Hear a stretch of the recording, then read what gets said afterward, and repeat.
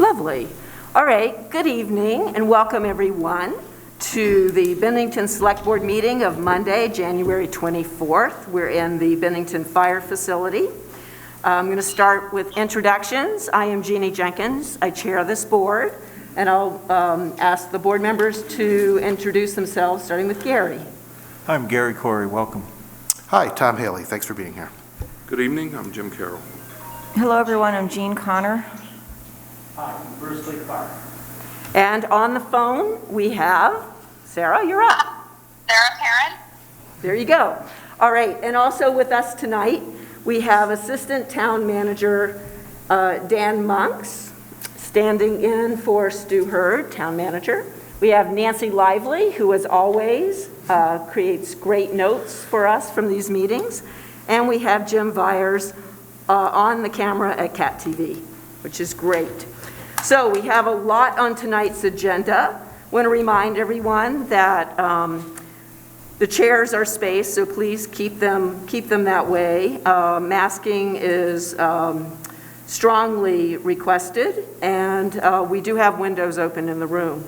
If we don't already, we will in a minute have some wipes up by the microphone, so that if you would like to either clean off the mic between speakers or, use it for other purposes, you certainly can. Thank you. Thank you very much. Also want to note there are a couple agendas at the back of the room, and we have started leaving a packet, a physical packet at the library where you can either read it there, or if you would like, you can also have photocopies made at the library.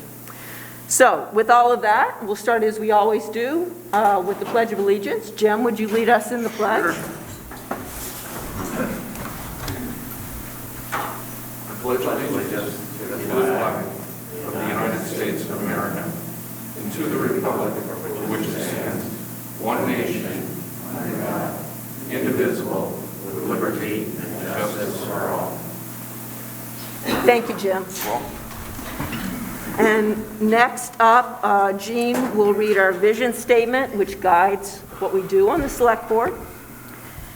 Bennington is a welcoming, engaged, inclusive, resilient community where everyone, regardless of identity, shares in our vitality and benefits from an outstanding quality of life.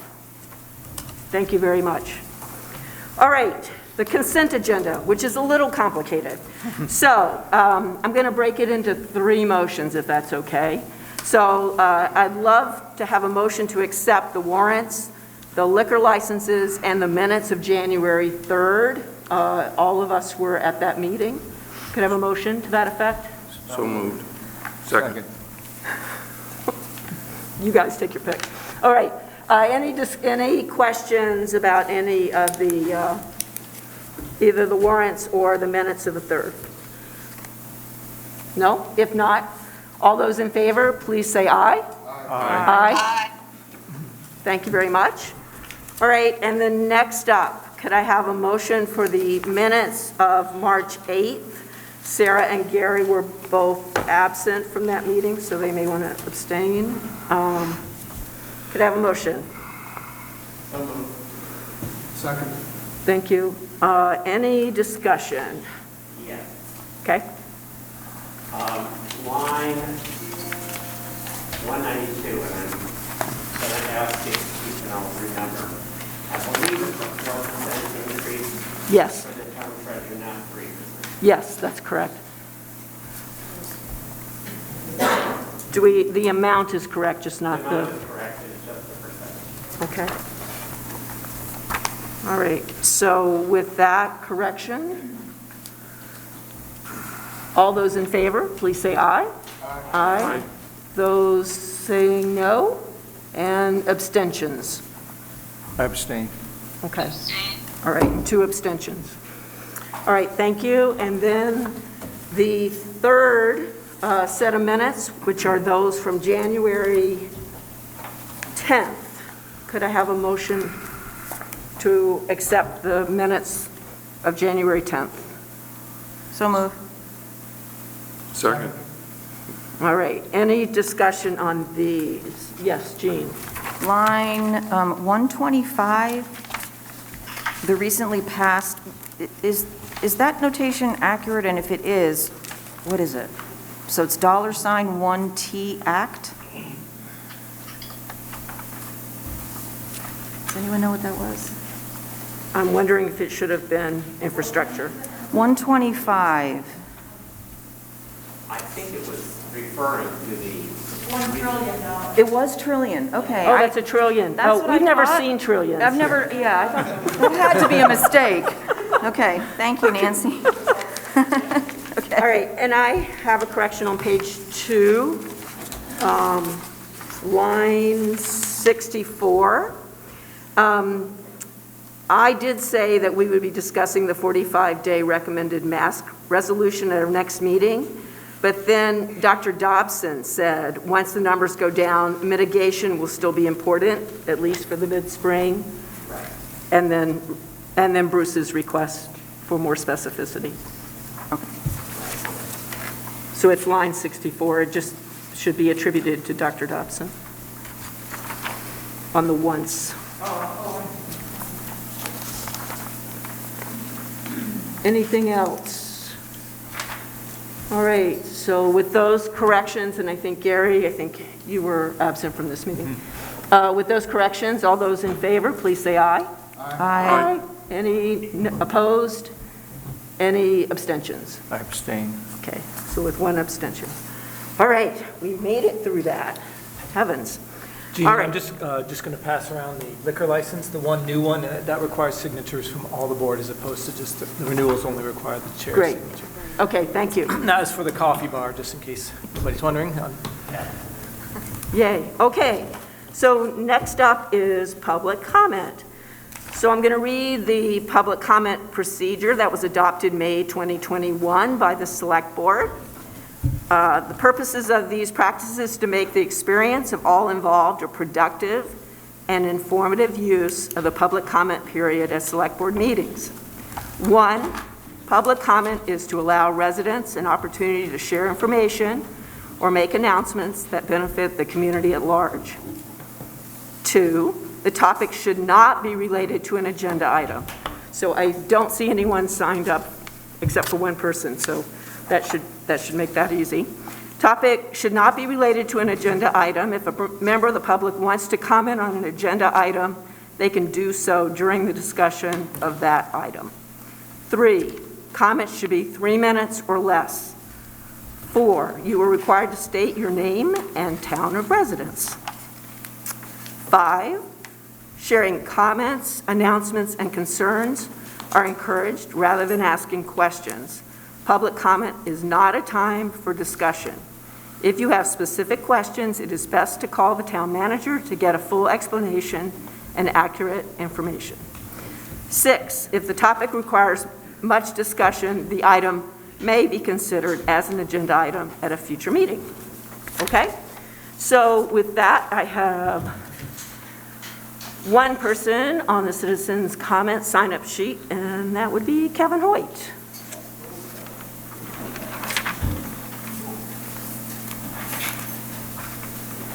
Well, thank the board for having me.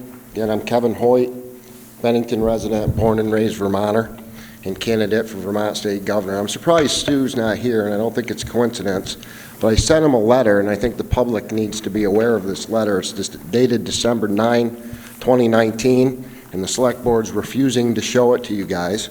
But essentially, I'm going to skim through it. It talks about elections and how the town clerks are responsible for elections. And right on page 1, Stu was supposed to be here, Dan. You're up, I guess. First, I want to be clear that the Secretary of State's office has no investigative or enforcement authority with regard to election law. So when you guys held this letter up to defame me and lied to the Vermont people, you misrepresented the letter. No one looked. I'm going to keep going because Stu referenced page 3. And again, on page 3, it's paragraph 5. As you know, the Bennington Board of Civil Authority, again, that's you guys, has primary responsibility for maintenance of the Bennington blah, blah, blah, right? To the best of my knowledge, all specific allegations and questions regarding particular individuals on the Bennington checklist have been addressed and explained by either my office or the Bennington clerk's office. Just because that's on paper doesn't make it correct. I've given you guys over 500 names. You haven't answered any of them. We have 322 discrepancies between the town and the state list. That's enough to call for an election audit by itself. Ms. Barbo has made all reports and checklists that have been requested available to those requesting them. Any legitimate allegations of voter fraud are in fact raised. I know both my office and the Bennington clerk's office would take them seriously.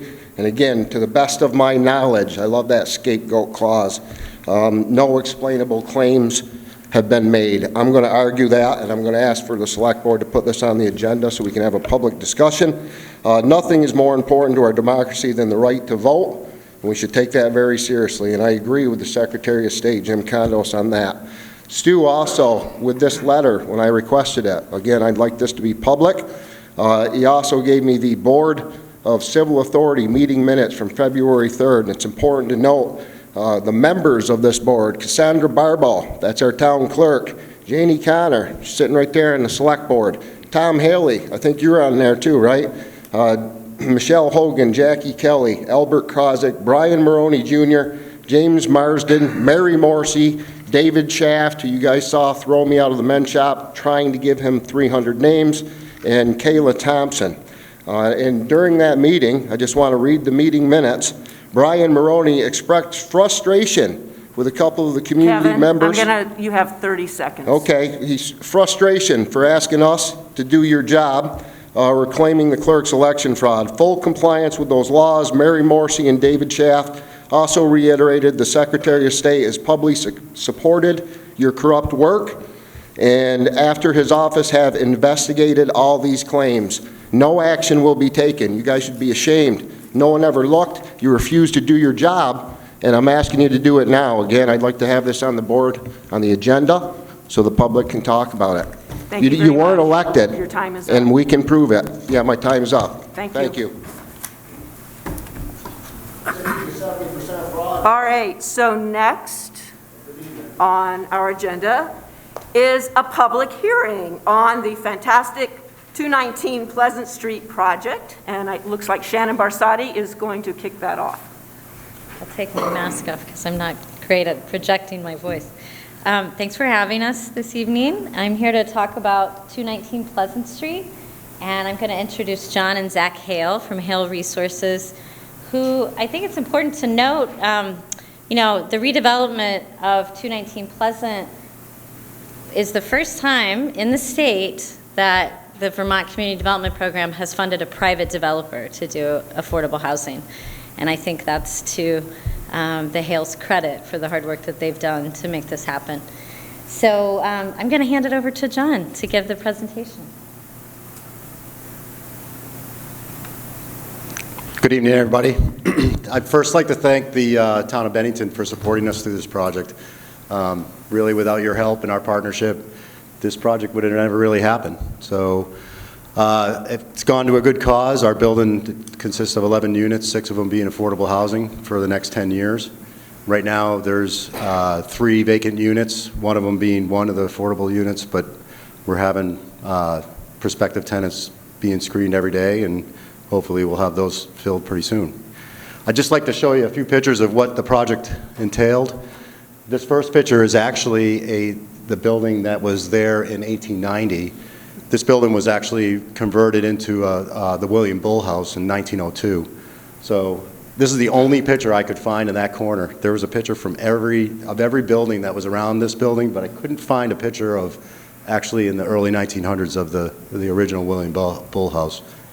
Go to the next one. So we purchased this building actually it was July of 2018 for $285,000. We began our renovations in July of 2020. So it really took us that long to get all the grant stuff together, get in front of the board up in Montpelier, and get our approval and get through the grant agreement to start the project. So it was about 2 years to get the actual project off the ground, get all the tenants that were in it relocated. We completed it this last December, had an open house. Gene Connor was actually there and got to take a good tour of the building. As I said, it's 11 units, 6 of them being affordable for the next 10 years. The total budget for the Community Development Block Grant actually started at $650,000, but as the pandemic came and inflation kind of took hold of construction costs, we went back to the state, and originally we were looking just to borrow this money for a 30-year term, and the board was gracious enough in Montpelier to actually approve the grant up to the $918,000. So without that extra money, I think we would have had quite a shortfalling. And then the total cost of renovations is about $1.3 million, which is about $123,000 a unit. And the new property was reassessed or reappraised after the construction, and as you can see, there's quite a big difference. It's $680,000 is its appraised value now. The total cost of the project with purchasing the building was $1.6 million. So really, as you can see, these buildings are, it's almost an impossible feat without these kind of grants, and I don't think that it would ever have been able to get off the ground without this grant. So again, I appreciate the town's participation in getting this to happen. We can go to the next one. So before and after. So this picture was taken just before we started construction. As you can see, and I'm sure everybody's gone by this building over the years, it was in some dire need of some tidying up, I would say. And then this picture was taken just before our open house. The siding's been completely replaced, as you can see. We did all the rot repair, the roofs have been done, that chimney's been rebuilt. All these windows are actually restored on the street side. They were actually sent out to New Hampshire and rebuilt and refinished, reglazed, painted, and then reinstalled. We can go to the next one. So this was a picture before. This was the front entrance. As you can see in the middle picture, somebody actually cut the two doors to put a partition in between. That was actually the entrance of one apartment on the left, and then up to the stairs to 3 apartments up on the right. And today, this is what you walk into. We actually refurbished those doors, and which was actually a item that we weren't going to do with historic preservation, but we decided that the doors were too important to really remove from the building and change that facade. So this is what you walk into today. We actually took the trim down, took the doors down. We found doors in the basement and in the attic and reclaimed them and hung them back up. And now you walk into a common area at the bottom of the stairs, and the entrance to that one apartment has been moved to the back there. These are all 8-foot doors as well, so and 10-foot ceilings. So it's pretty impressive when you walk in there. Next. So a few things. This first picture is the before and after of the west side. What you can't see is that we put a parking lot in with 9 spaces so that there's off-street parking here now. And then the gable in the middle, we found this window up in the attic. It was sitting right next to the frame that was still installed behind the aluminum siding. Replaced all the copper flashing, put new valleys in the roof up there. So, you know, some of the things that the historic tax credits actually helped us do, because these items wouldn't have been done without those credits that we also did on top of the Community Development Block Grant. And then this is another west side picture in the back block of the building. On the bottom, you can see that we added an exterior boiler room because of the grants. We couldn't put anything in the basements because it is in a flood zone. So all the mechanicals had to be moved up above the flood zone. So that's what this one shed was actually used for. Next, please. So this is what the basement looked like on the left. This is some of the structural issues that we had to deal with. This was throughout where these bricks were actually not really holding up much. We completely gutted the basement. All the electrical and plumbing was removed. We took down all the partitions that were there, put up new structural supports, put vapor barrier down, radon mitigation, and spray foam the walls to be a little more efficient. As you know, these stone walls, they just let the air infiltrate into the building. So that's what it looks like today. So these are some more of the exterior pictures. This is the Valentine Street side. As you can see on the left, what it looked like on the top before. On the bottom, we actually added some dormers so we could add the 11th unit. I didn't point out on the back side, we did a shed dormer across the whole back, so that really added that 11th unit because it was 10 units before. You know, we resided it, repaired all these porches, put the lattice work up underneath the decks, replaced, these windows again were restored. They're original windows to the building. And the chimney was rebuilt as well, which is not functionable, but historic preservation really wanted to see that saved. Next. This is some of the pictures of the inside. So this unit on the left was probably the room that stayed the same the most in the house. We left the fireplace, again, historic preservation. And then this is some of the windows that from the interior that we saved. That pocket door in the center picture was actually a door we found in the walls. And it's actually a functional door to a closet now. Next. So the bathrooms. Some of these bathrooms were in pretty rough shape. Actually, the one with the green wall, you had to step over the toilet in order to get into the shower. So we gutted every entire bathroom in this building. The one on the right here was actually probably the best bathroom in the building. And as you can see, it'd be tough to use that bathroom.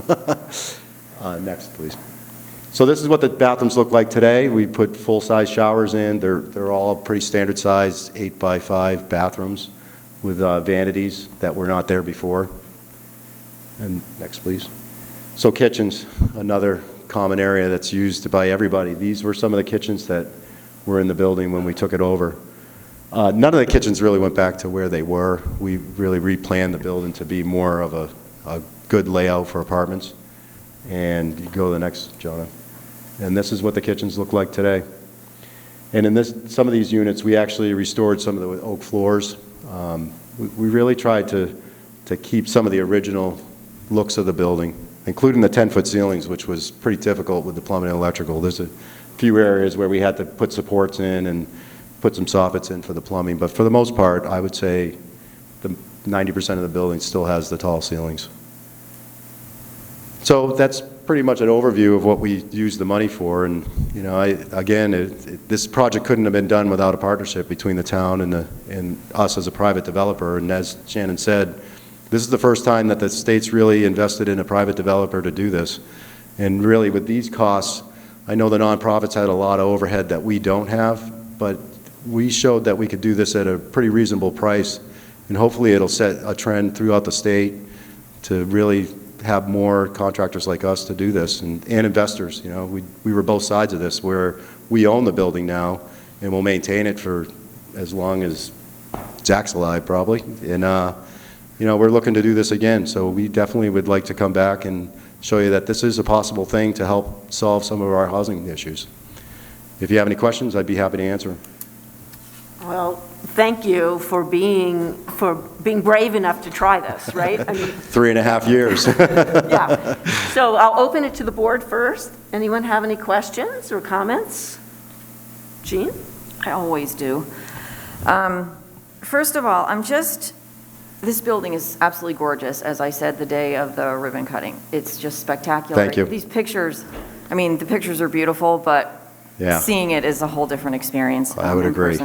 So can you just tell me, is historic preservation something that really interests you? Like, did you look at the building and you could see the potential, or maybe Zach could chime in as well? Well, I would say that it all depends on the building. I mean, there's a lot of differences in historic preservation, and you know, some of these older buildings were we've done quite a few buildings in town, probably close to 50, and some of them, you know,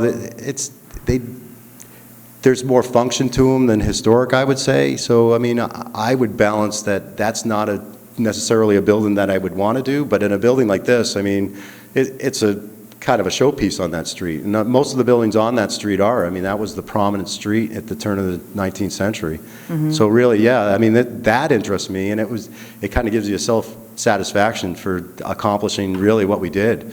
Yeah, for sure. So I would say, yes, I have an interest on it, but not on every building that we attack. Right.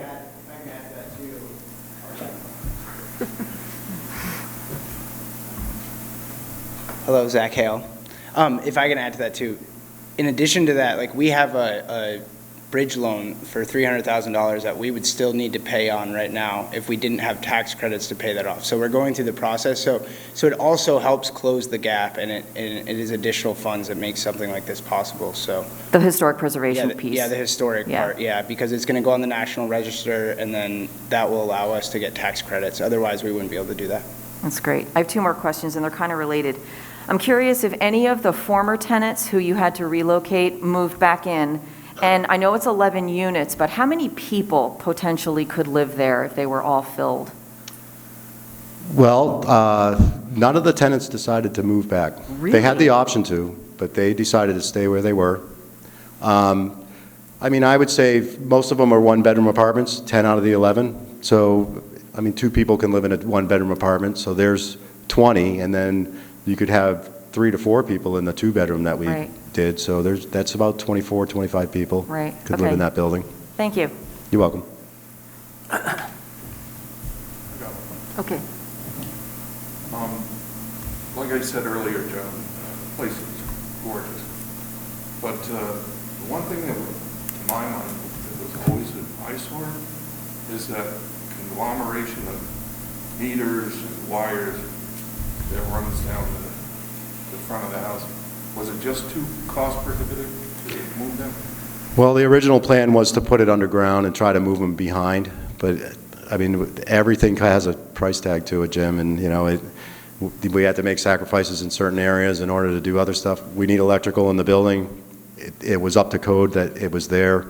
So to spend the extra $10,000 or $15,000 to move it and then dig a trench as an additional cost just didn't fit into the budget, especially after the pandemic hit, because the costs started to increase. I mean, it went up almost 40% by the time, you know, we got halfway through the summer after the pandemic started. So Still looks gorgeous. well, thank you. Unfortunately, that piece had to stay. Sarah, do you have any questions? No, I just do have one comment, excuse me. I thank you both for doing this project and everyone involved. This is a great project. I love to see historic buildings like this preserved and quality housing be added to our housing stock. I think that's really important. So thank you for taking this on. I know the costs were kept rising as you continue to do the project, so thanks again. Thank you. Great, thank you. Anyone else? Yes, Gary. I just wanted to add my kudos to taking on a project like this, and thanks for showing us the before and after pictures. It's so easy to forget what that place looked like before. You go by it now and you say, wow, that looks nice. And Well, thanks, Gary. Yeah. I won't forget. I'm sure you won't. Not at all. But it really looks great. Yeah, like I said, it feels like a sense of accomplishment. So, and I couldn't have done it without Zach and the rest of the team in the office. I mean, it was definitely a team effort. There was a lot of pieces to this puzzle, and it's very complicated. But we learned an awful lot, and it definitely will be more manageable in the next project that we attempt. Great. So this is a public hearing, so are there any members of the public who would like to make a comment or have a question? Okay, come on up. So off the record, I'm here as Bill as a town citizen, only because of my position in the town. Name's Bill Clark. I live here in town on Maple Street. I just want to reach out to, John's actually my landlord, so I just want to say it makes me feel more appreciative of what you do and what you're bringing to the community, and I was born and raised here, so it's nice to see what you're trying to do. Thanks, so, Bill. I just want to say thank you. Thank you. Thank you, Bill. Anyone else? Okay, so you need to come up to the microphone and state your name and your town of residence.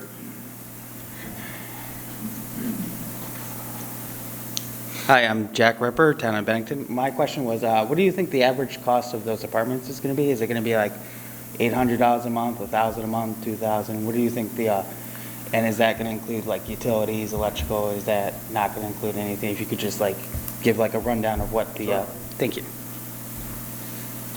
So the affordable housing is actually controlled by the HUD, which sets the standard for rents for each county in the country. And in Bennington County, with all the utilities included, I think it's about $835 a month for a one-bedroom apartment and around $950 for a two-bedroom. This building, we actually include heat, but not hot water or electric. So I think the one-bedrooms are at about $818 a month.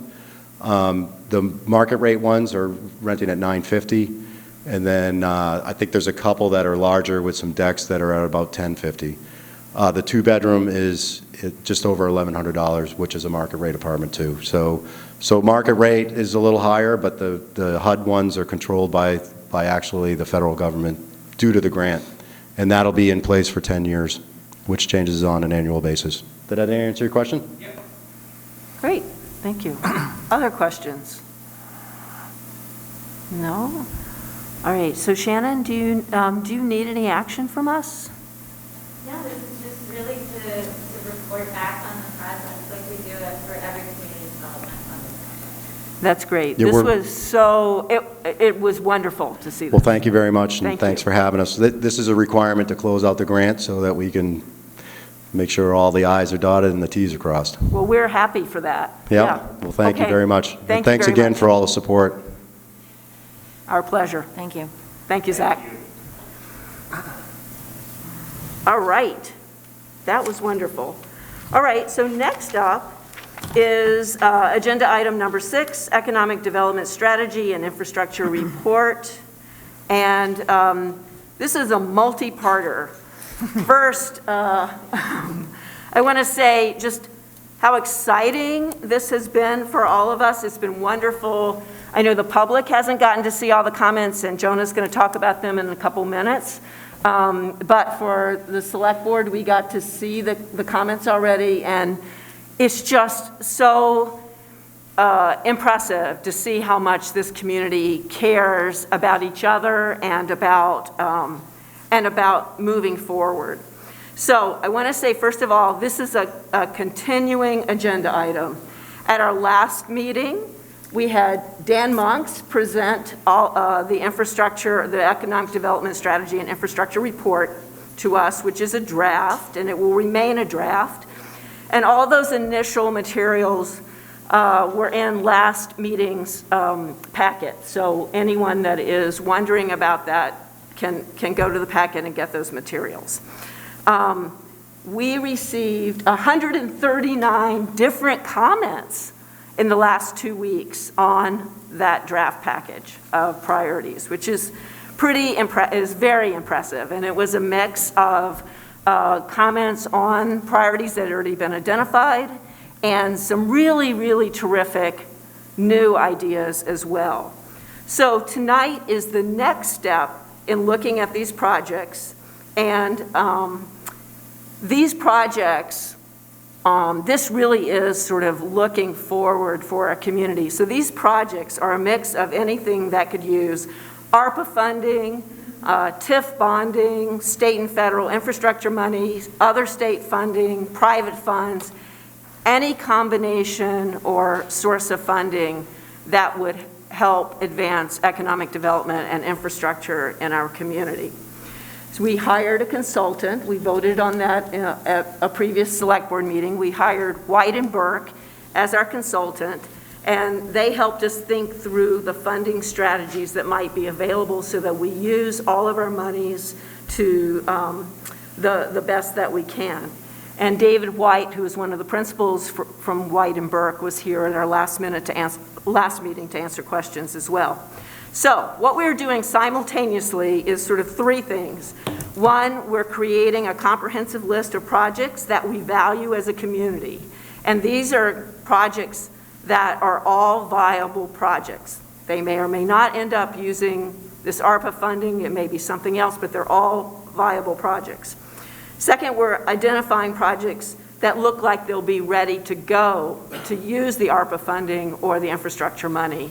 And those have particular timelines attached to them, and that's why I'm saying they would, some of them look ready. And then third, we're trying to encourage thinking on how to move the projects that are still on the drawing table forward so they can be to the point of readiness. So this is really an exciting time for us. And some people have, I've heard some people comment that this is in some ways sort of like the Vermont Council on Rural Development's community visit 10 years ago, where we all came together and thought about what is it that we value. And one of the things that has really been very clear is that what we value in this community is housing, we value recreation, and we value access to healthy food. And those 3 items, those 3 sort of general areas really rose to the top. So the document that public commented on really focused on readiness tiers. So what we're doing this evening, both select board, through Jonah's presentation, and through public comment, is to help clarify those readiness tiers and capture any additional information that helps us see what's ready to move into readiness tier 1.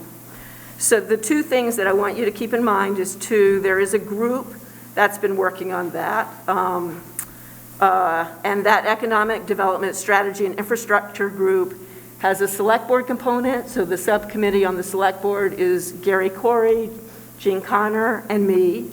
It also has a town component, Dan Monks, Shannon Barcetti, and Stu Hurd. BCRC is represented by Bill Colvin. BBC is represented by Jenny Dewar. We've had consultation from the Department of Health in terms of Megan Harrington, and that group has then been working with our consultants who are White and Burke. So none of this is being done, all of this is being done with a lot of input from a lot of people, and now the public is part of that as well. So we want to emphasize that the readiness tiers that we are using to identify projects that we can move forward with using ARPA and infrastructure funds need to meet 3 criteria. One is applicability for the funding. So for instance, we're prohibited from reducing our taxes using this funding. We are prohibited from paying off debts with this funding. We have to adhere to the timelines for allocation and using and actual use of the funds. So we're looking for projects that have planning underway, stakeholders have been identified, sites have been identified, some initial work has been done on getting the project underway so that it has a chance of being ready for funding to be allocated in 2 years. And then we're also looking for a clear role for the town. So the process tonight is we're going to start with a short presentation on the public comments with Jonah Spivak, and that's to bring us all up to speed. And then select board, any comments or questions you want to raise, we'll do. And then after that, we will ask for the public to share their thoughts, either about new projects or projects that are already identified, and then it'll come back to the board for consideration. And when it comes back to the board for consideration, I'm hoping we will make a motion to allow town staff to move forward with any projects that are identified in Tier 1 so that we can allocate funds within that 2-year period with the full understanding that what is in Tier 1 is likely to shift as more information becomes available. So some things may fall out and some things may move in. But we want to say whatever is Tier 1, which is our highest readiness level, we want town staff to start moving on. Okay? So with that long-winded introduction, I'm going to turn it over to you, Jonah. Thank you, Jeannie, and I'm going to apologize in advance for any technical glitches we're probably going to have with Murphy's Law. But anyway, we'll hope for the best, and let me start by introducing myself. I'm Jonah Spivak. I'm the Communications Coordinator for the town of Bennington, and this is a follow-up presentation on the work done at the Select Board 2 weeks ago and sharing the results of public comment on that draft ARPA priority list. As Jeannie said, we really had a wonderful response from the community in terms of sharing their comments and thoughts with us, and we're really extremely grateful for that. We're going to go over some of those comments, what projects people were commenting on, and also just a little bit of some of the new ideas that were put forth from people in these comments. And also we want to address what I think is some confusion over what the tiers structure is meant to do. To be clear, the tiered ranking system is based on the eligibility and time limitations that are associated with that ARPA funding. It is not about the merits of any particular project. And that's important to reiterate because there are projects in Tier 3 that are just as vital and important as projects in Tier 1. It's merely a ranking on how they currently align with those ARPA funding eligibility requirements. The good news is part of the result of what we're hoping to get from this public outreach process is new stakeholders coming forward, new information we may not know about, which can allow different projects to move up or even down on that tier eligibility structure. Oh, wait, actually, go back. I rushed it a little bit because speaking of rushing, timing is really important for this. Number one, all the money has to be allocated by 2024. That means that really big development projects that can sometimes take years to develop, as we heard from John, these big projects can be time consuming. That's simply just not going to work in terms of timing for this ARPA funding. And finally, in 2026, all those funds have to be completely spent by that point. Any unspent money by the end of 2026, we have to give back to the federal government, and we would prefer not to do that. There are these 4 categories of ARPA eligibility that are really important and that are applied to this, whatever project we look at. And I am going to read these just because they're a little dense. The first category is response to the public health emergency or its negative economic impacts. The second is premium pay to workers who performed essential work during COVID-19, the public health emergency. Third, the provision of government services to the extent of reduction in revenue due to COVID-19. And finally, the fourth, investment in water, sewer, and broadband infrastructure. So to simplify things, we put all those projects into 2 large buckets. The first large bucket is economic development projects. And to rank those projects within that bucket, we used a 3-tier structure. And the first tier is projects with that near-term opportunity. That's that within 2 years that we talked about. There are stakeholders at the table and a clear role for the town. Tier 2 are projects that are deemed critical but lacking a clear role for the town. Tier 3 can be equally vital and important for this community, but a specific project has not clearly been defined yet, and or there's no clear role for the town at this time. So let's take a look at what some of the comments were in this bucket.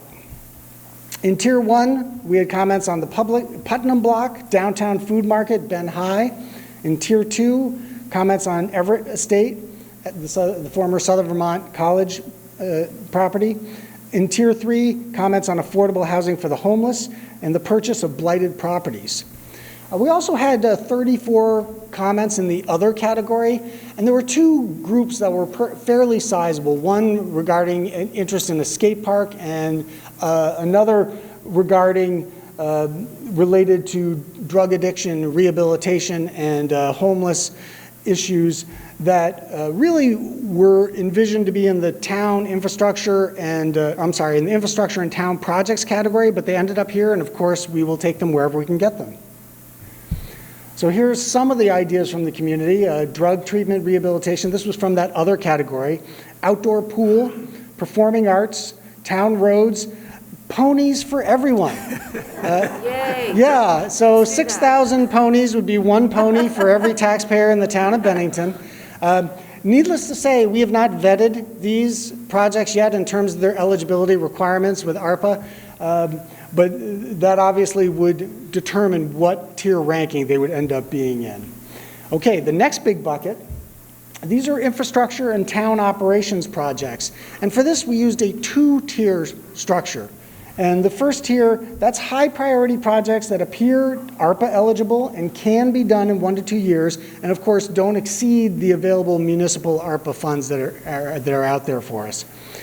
Tier 2, that's projects that were not included in Tier 1 due to 1 or more reasons, including not being eligible for ARPA funding, not ready in 1 to 2 years, or costs exceed the available municipal ARPA funds, or they can be funded through other funding sources.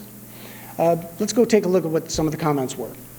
So comments on Tier 1 projects included the skate park, outdoor skating rink, Willow Park, premium pay for eligible workers, and the digitization of town records. Tier 2 included gymnasium, Settlers Road water expansion, pathways and trails, police equipment and a canine kennel, sidewalks, improvement and accessibility. We also had about 25 comments in the other category for this as well. A lot of those were around the ideas of outdoor recreation, expanding healthcare or rehabilitation services to underserved parts of the community. Go ahead.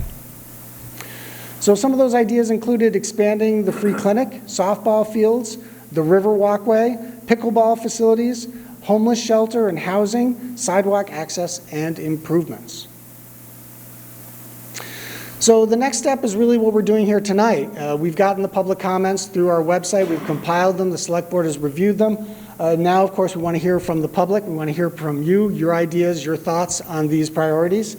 And then whatever comes out of this, all these ideas and comments will ultimately be reviewed for their eligibility for these criteria that we talked about previously.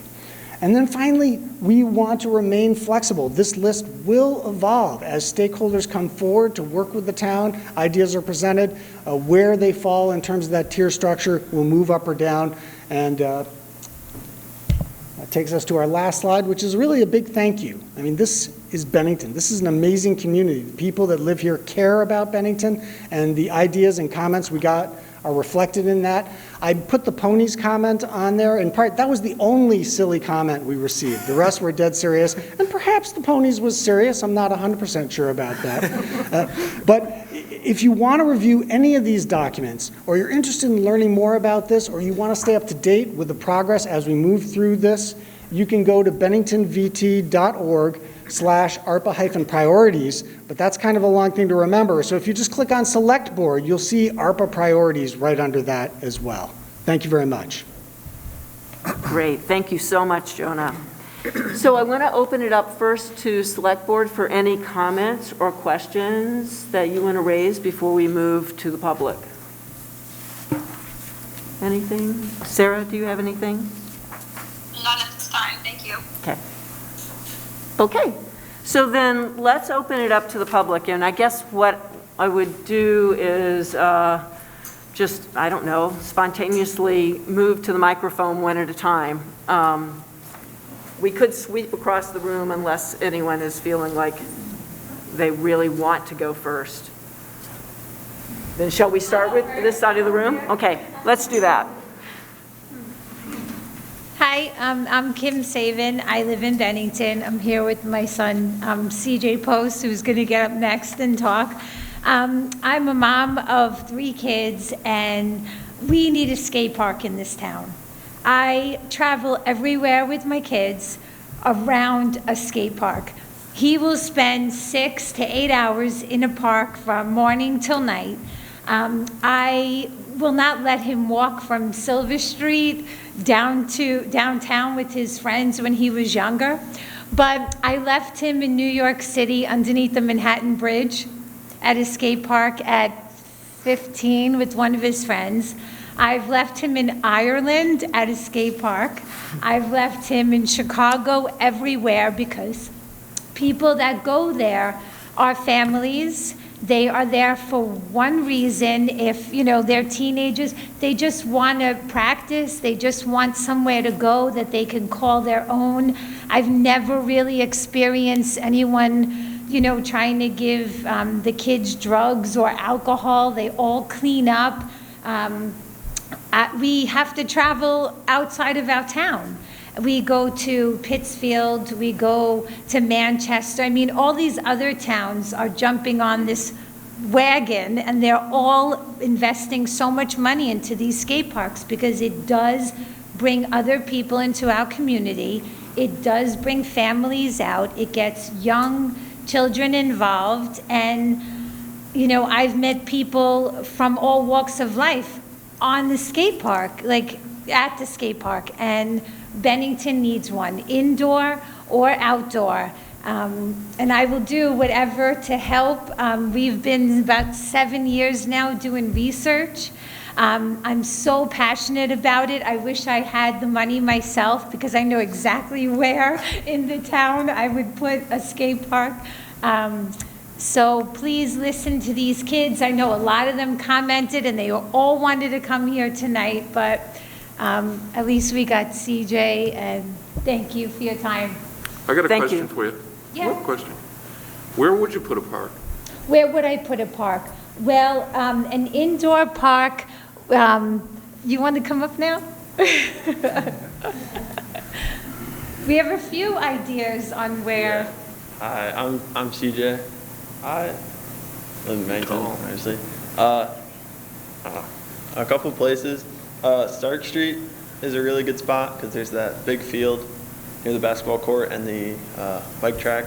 And the bike track and the skate park kind of go together, and it's like a really good spot. And then there's that like concrete pad thing, that like building that isn't there anymore on Vermont Street. That's like an area that's never been touched, and it's like perfect for a skate park.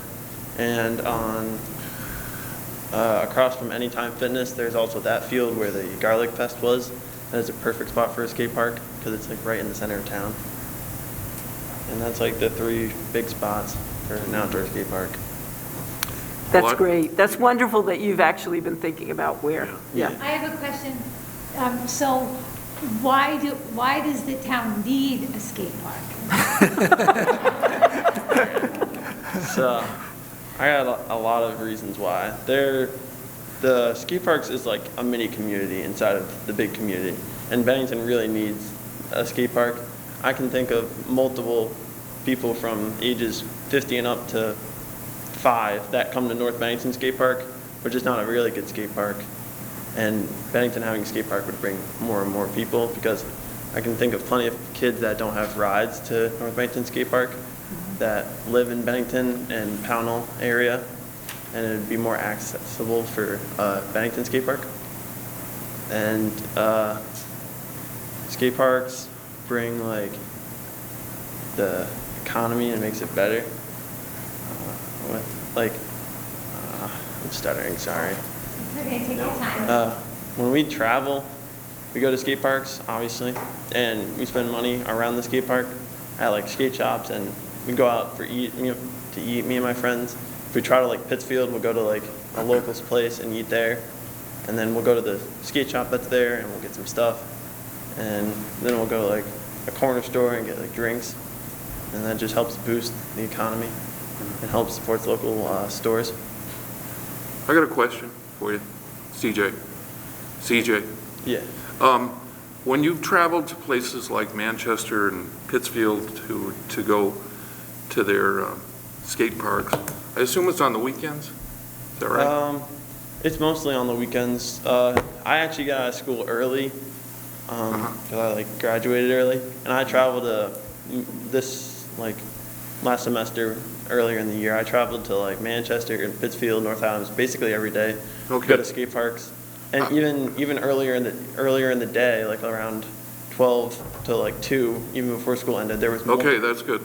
The central question that I'd like to have information on is how many people would you say, including parents and other skateboarders, actually congregate to these places? If you had to put a ballpark figure.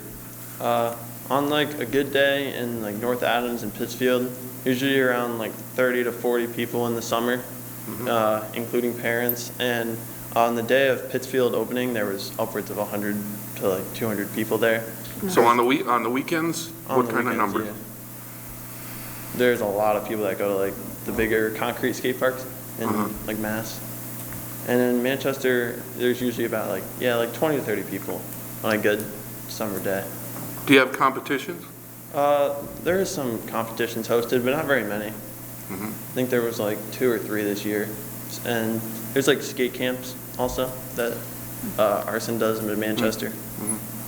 Well, over the years that I had my food cart, I saw kids skating in the People's Bank lot. And I remember some of the kids getting harassed for it, and I stopped one guy and I said, "What are you bothering them for?" I said, "Look, they're not doing drugs. You can't do drugs if you're on a skateboard. You can, but you're probably going to pay for it with your head." So I'm a supporter. Excuse me, and it's not just skateboard. I find it's not just skateboarding. He actually scooters. because for one, he can't find the skateboard big enough for him.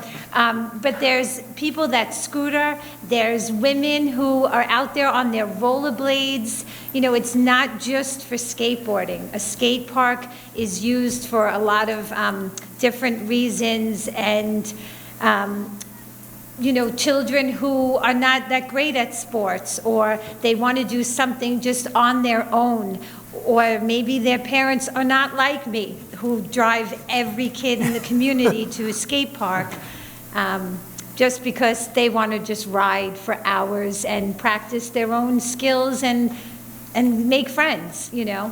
Great.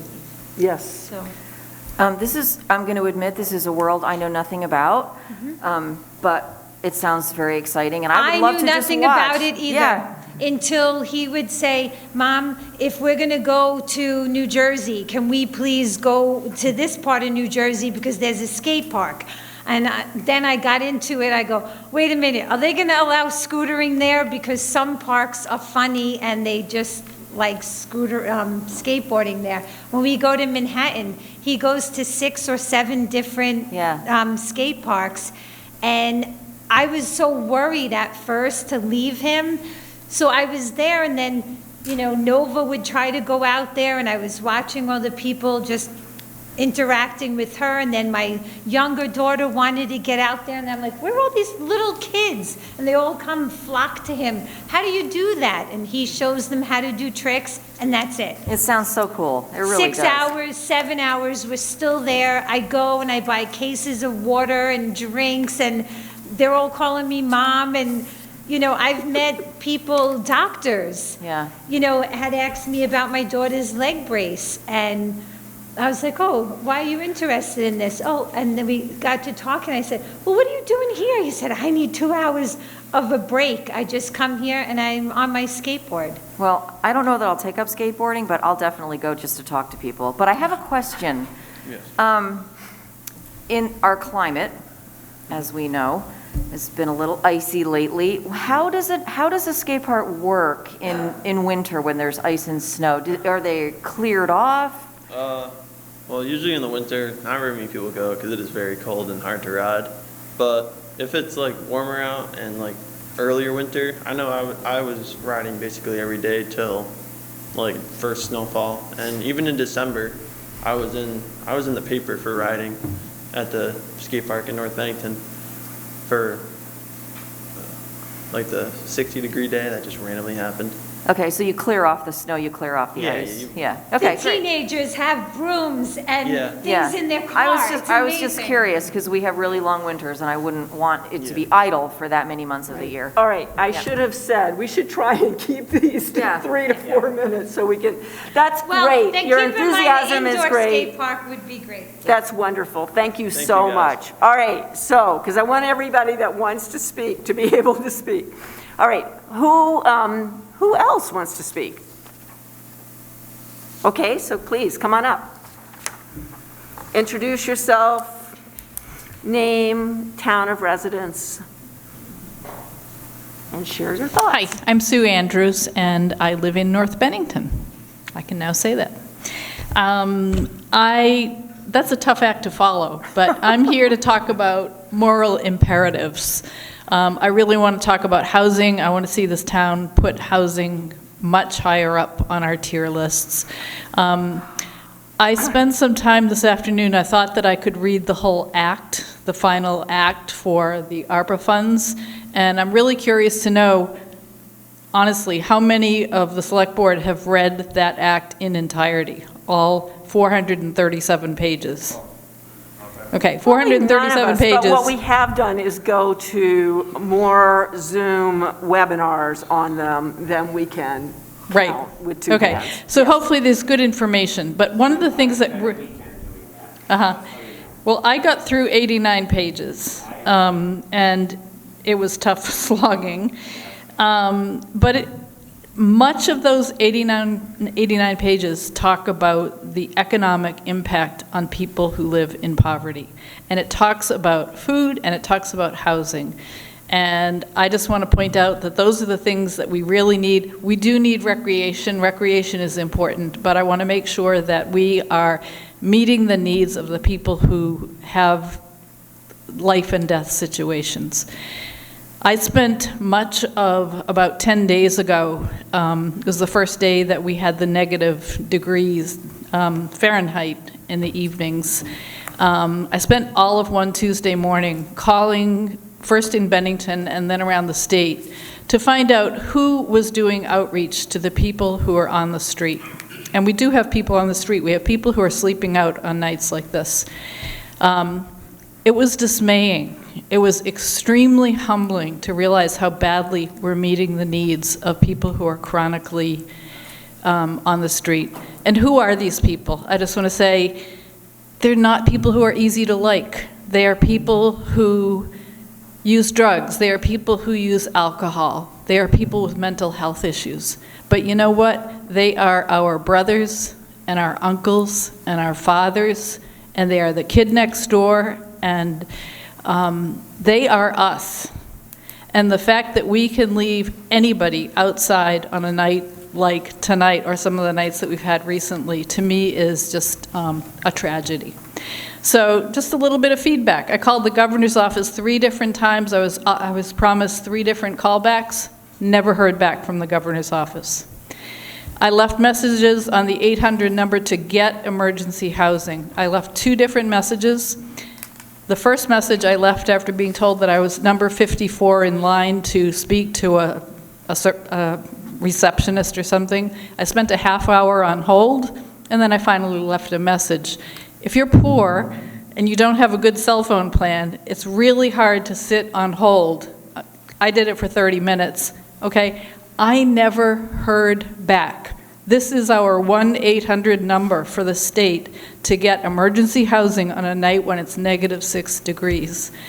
I took that information to our local Continuum of Care meeting and shared it, did a little research with Adam Sansick, our local field services officer for Agency of Human Services. And guess what? The state knows that the number doesn't work. They know that calls get dropped. They know that people don't get calls back. The system is broken. Locally, I called Stu. Wasn't able to reach him. I left him a message that it was an emergency. I heard back a couple days later. Yay, Stu, he's the only person that I did hear back from. I left 2 messages for Chief Doucette. I never heard back. In most communities, the police are out doing outreach to people to make sure there's not people under a bush who are drunk who are going to freeze to death. I never heard back from our local police department. So I'm here to say today, in perusing the first 89 pages of the 437-page document, there are tons of references to housing and to supportive services for people who need housing. I'm working with a small group and have been for the last 6 months trying to get a warming shelter, for lack of a better word, just say a warming place during the daytime for people who are chronically homeless in Bennington. And it's been an uphill battle. We haven't been able to do it for some reasons that are too deep to share right here. But I want to say that there's 3 different projects that are not only shovel-ready, we could do them next month. Number 1, put a toilet downtown. Put a toilet in the People's Park. If you ever walked around there, there's feces, human feces, and toilet paper everywhere. The town knows this. Stu knows this. I have conversed with Stu and the public health officer, or whatever he's called, for 6 years about this. Easy peasy. And put in a porta potty until you can get a regular sanitary facility. Number 2, we have a homeless coalition in this town. They have many programs that they can do, that they can roll into, that they can give, build up on. They need funds. We have funds. This is a once-in-a-lifetime opportunity. And then number 3, we have a program here in town called Housing First / Pathways Vermont. This is a program which is a national model. It's evidence-based, meaning it's been tried out in communities around the country. It's effective, it works. Several of us went to Dick Sears 2 years ago and said, we want this program in this community. It's been in Vermont for 10 years. Why does Bennington not have it? We got it, but we only got a little piece of it. We got the housing piece. The model includes what's called wraparound services, case managers, substance abuse counselors, nurses who go into the parks and look under the bushes and talk to the people who are drunk, who are out there, and get them in. We don't have that part of it. So those are 3 programs, 2 of which are up and running, and we need only look to Brattleboro, 35 miles away, to look at a model of a homeless coalition which is soup to nuts. It is dignified. It does outreach. It embeds psych workers. It embeds substance abuse workers. It embeds nurses. It is everything that we need. It's being done here in Vermont. We can do it with this money. So I just want to end by saying again that I think there's a moral imperative, and while I certainly support recreation, there are some basic human needs that we can do a heck of a lot better on. So thank you. Thank you, Sue. I do want to respond, I think, because we did have this conversation at the COC, because I also attend all those meetings, and you did get some responses there that also shed light on your concerns. But I do want to say that first, the Select Board has also been very active in really advocating for Pathway Vermont to come to Bennington and offer not just the sliver that we're getting right now of corrections money, but much more the Housing First model. And I do think that's important, and actually the Select Board is now following up with Dick Sears to make sure that it is in this year's allocation. So I think we're all in agreement on the work that Pathways does, which is specifically with chronic homeless. So it's really with people who have multiple barriers to housing. So the idea for people who don't know about it is I just, in the sake of time, I mean, you can Google Pathways Vermont, but the point being that we are, this is a board that cares a lot about that, and we have been in conversation with Absolutely, but this board does not have control over the legislature. ARPA funds are here, they're flexible, we can use them now. So I'm going funds to at the say, legislature Sue, are I'm going to ask you contingent to upon being passed during this next legislative session. Sue, I'm going to remind you that the tiers that we are talking about are readiness tiers. Right. So if you want a project to be on one of the tiers, then what you do is you write it up, and that's what people, I mean, we got 134 comments, and one of them was very detailed information about different kind of toilets that we might put in public parks. Right. Complete with pictures, inside, outside, top side. It was actually really great. So, and so that person took the time to actually put the proposal together and to send it in. I will say that there is a lot of, as you know, there's a lot of discussion in this community whether it is worth the effort to increase sheltering homeless individuals as opposed to looking at ways to increase housing. And and I'm not going to speak for anyone else, but I will say that there is a strong contingent that believes we should be putting our efforts on making sure we increase the amount of housing we have rather than the amount of temporary housing in terms of shelters that we have. I absolutely support that, but I cannot condone people being outside on the streets until we get to that point. Well, I think none of us would like to, but what I would also say is you are welcome, as were the 139 other people that wrote in, to put in a proposal. We're looking, tier 1 means you have stakeholders at the table, you have a site in Right. in I did place provide and you have a input, site. Jeannie. I didn't put in a specific proposal, but I did put in input. Yeah, so with the- 3 different projects. Yeah, so the tiers are based on stakeholders and a real project. So, so what I'm saying is, it's not too late to do that. This is an ongoing process for all of us. So we hear your concerns. We're just saying, now is the time to go beyond. We all believe that ending homelessness would be a good thing, but we need real concrete projects because we have 2 years to allocate the money. I guess I need clarification on the difference between naming projects that are already up and running that need more funding.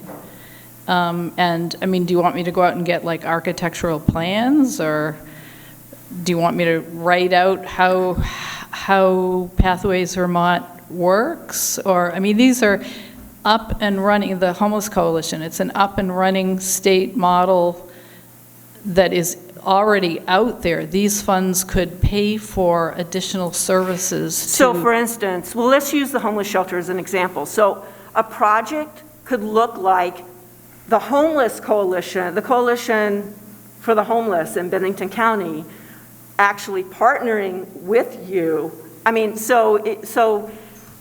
you need a project that's actually a viable project. So if the coalition is not partnering with you and the shelter is for their clientele and is an addition for them, then it's not a viable project. I'm not advocating for doing something. I'm advocating for giving the shelter funds to do a deeper job than what they're doing. I spoke to Chloe, actually we spoke today, and she told me that you had advised her that this was not going to get funded, so she's not here tonight. I mean, I can't speak for her, but No, I wouldn't speak for her because that was not the conversation we had. Okay. No. Well, I think further clarification is needed. I felt like I proposed 3 different options in my input. They did not include, I mean, 2 I referenced as being evidence-based models, which, that's in the literature, we can use that.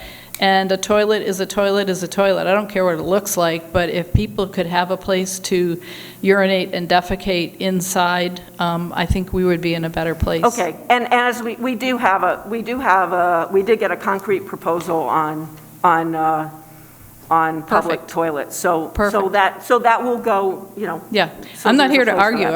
I'm here Yeah. to advocate. Yeah. So. Got it, okay, thank you. Yeah.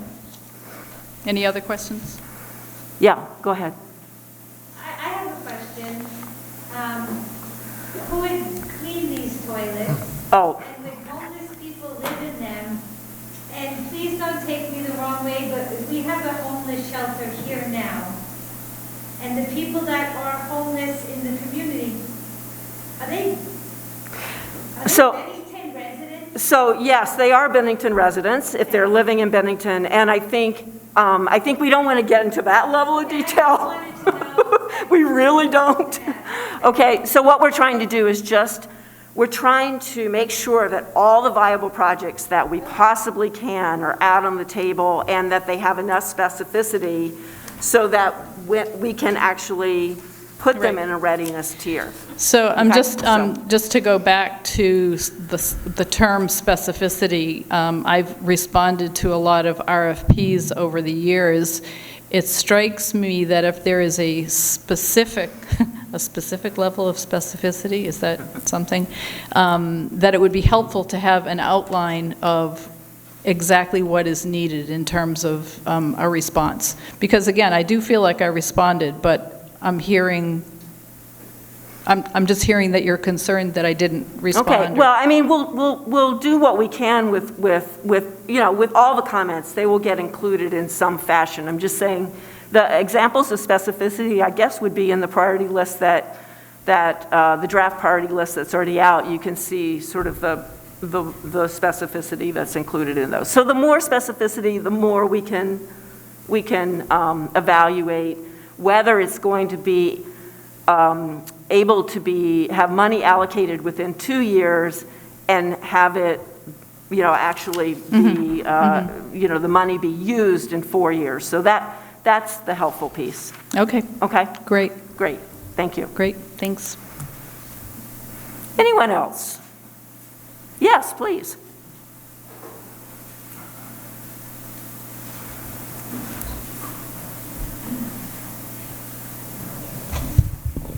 Nancy White.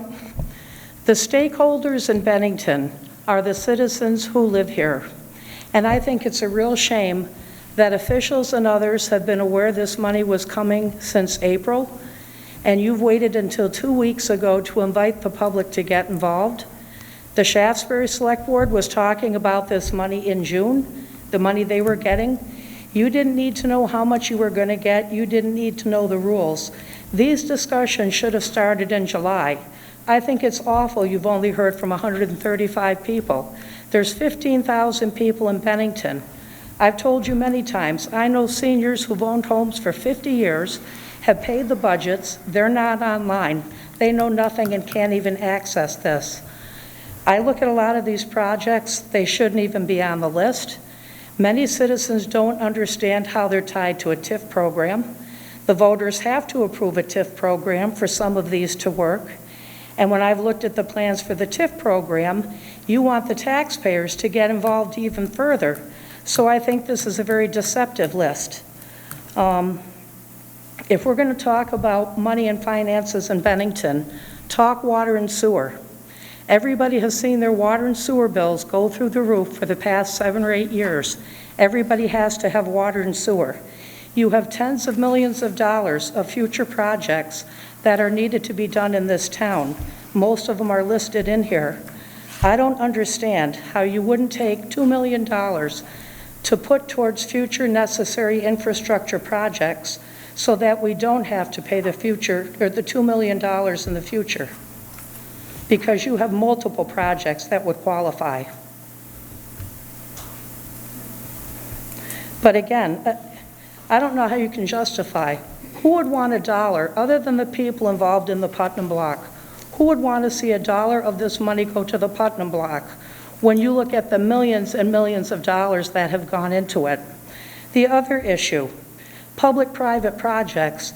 The issue is the public, the citizens, aren't going to have any say. We had absolutely no say in the Putnam Block. And Jeannie, tell me how you know what the 3 things people in Bennington want most are. Where do you get that information? From the responses. I'm sorry? From the responses. Well, you did a town survey and had 600 people and 15,000 respond. That was 3%. 6 years ago, you had 500 people. And the select board said after that, well, it doesn't mean much, but it was a starting point. You can't get past the starting point. You have to find a way to reach out to people. You have to reach out much earlier. And again, the downtown hardware store, Putnam Block needs a hardware store. Nobody's going to go there, so you want to give money to a hardware store to go to the Putnam Block? I mean, you should put each one of these on a list and go through it. I talked to Stu for over 2 hours. Half of the questions he couldn't or wouldn't answer. When do you want to start allocating money? Do you have a starting time? So the process will be this evening. Once this comes back to the board, I'm going to look for a motion for us to allow staff to begin working on anything that ends up being in Tier 1. And that could be Tier 1 now. It could be if something else rises to the top, then that will be included. If something drops out, they won't look at it anymore. But the money has to be allocated within the next 2 years. So okay, we want to start. You're not looking to spend money in the next couple of months? No. Okay. I don't know what the plan right now is. That money has to be allocated within the next 2 years and spent in the next 4 years. If there's something that can be spent prior to that, I mean, it all has to be spent in 4 years. So it's certainly, as much of it as we can, we're going to spend before the 4 years is up. But you're not going to pick 3 or 4 projects out within the next 2 months and say, okay, we're going to definitely go with these. I think that it looks to me like what we are hoping to do is to have this be a rolling process in the sense that we are hearing, so we have 134 projects or 134 comments to go through, see which ones are new projects or new ideas, which ones fit into existing projects or ideas, and then sort of allocate those in readiness tiers. We'll bring that back out this is going to be, I mean, this is a process of, this is a conversation for a long time. And I think thought you were the gonna do piece that something we're tonight. trying to do is to, I think, make sure everyone understands that ARPA funds do not fund ideas. They fund projects. So we want to get from, we need to do, you know, 14, we need to put goats on the front of a lawn to here's how we would put goats on the lawn. So that project can be evaluated and given a tier. But again, imagine if you had started this back in July. You probably would have had thousands of comments by now. And I just hope going forward, you're going to take at least 6 months. I would spend the money to put this in the banner so people could actually see it and put your other comments in there. That will generate, not everybody sees the banner, but let people get involved. And I will say the banner has actually been a very good partner in this, in that they have written multiple articles about it. So if people are reading the banner, I am hopeful that they would have seen something on this priority list. One more thing, Nancy, just so you understand, the rules were not published on what this money could be spent for until not back in April, not back in July. This late in the fall is when the rules came out. Bruce, it didn't matter about the rules. Yes, it does matter about the rules. Because if we spend them and it's not according to the rules, we have to pay it back. The taxpayers of Bennington have to pay it back. It absolutely does matter. Bruce, Don't tell me that it doesn't. Bruce, I'm not saying spend the money. Start the conversation. We're getting money, we're not sure how we can use it, but give us ideas. And then people could have had 3 or 4 months, you found the rules, okay, we have to throw these things out because they aren't covered. You wouldn't have spent the money on it, but you should have started the conversation a lot earlier. That's all I'm saying.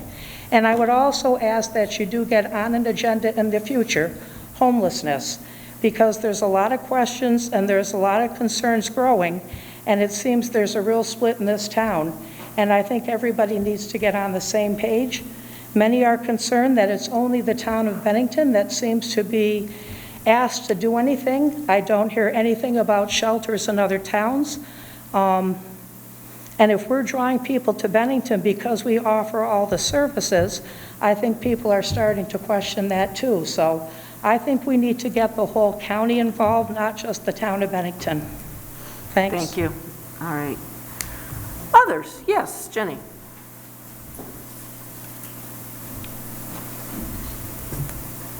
Hi, I'm Jenny Dewar. I actually live in Pownell, but I am the executive director for the Better Bennington Corporation. Part of being the executive director is I have a bi-week or every other week downtown organizations meeting with the other 23 designated towns. And Bennington is far ahead of the curve. No one else had gotten started on it. I told them what Bennington had done. I shared the information that Dan presented 2 weeks ago. Everyone was very grateful to have received that. And so I just want to say I appreciate how Bennington is going about this. My town certainly hasn't started any discussion about ARPA. So it's very, very complicated. I'm on the committee with you. I've sat there with deer in headlights. But I'm starting to really understand it because of being on that committee and because of talking to the downtown organizations. So I just want to say Bennington's doing a really good job. Thank you.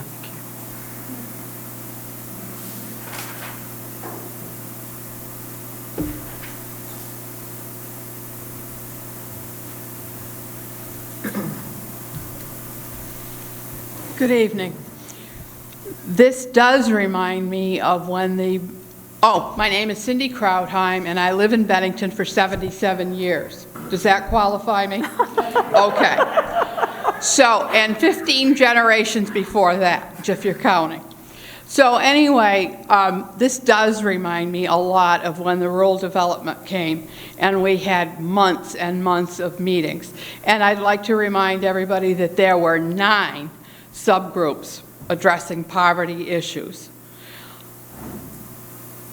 When I was very young and had 4 children in, well, the first 3 and 4 years, and money was not easy. It was always difficult. So I know, and I am comfortable now. I'll tell you right now. I pay my bills and I'm comfortable.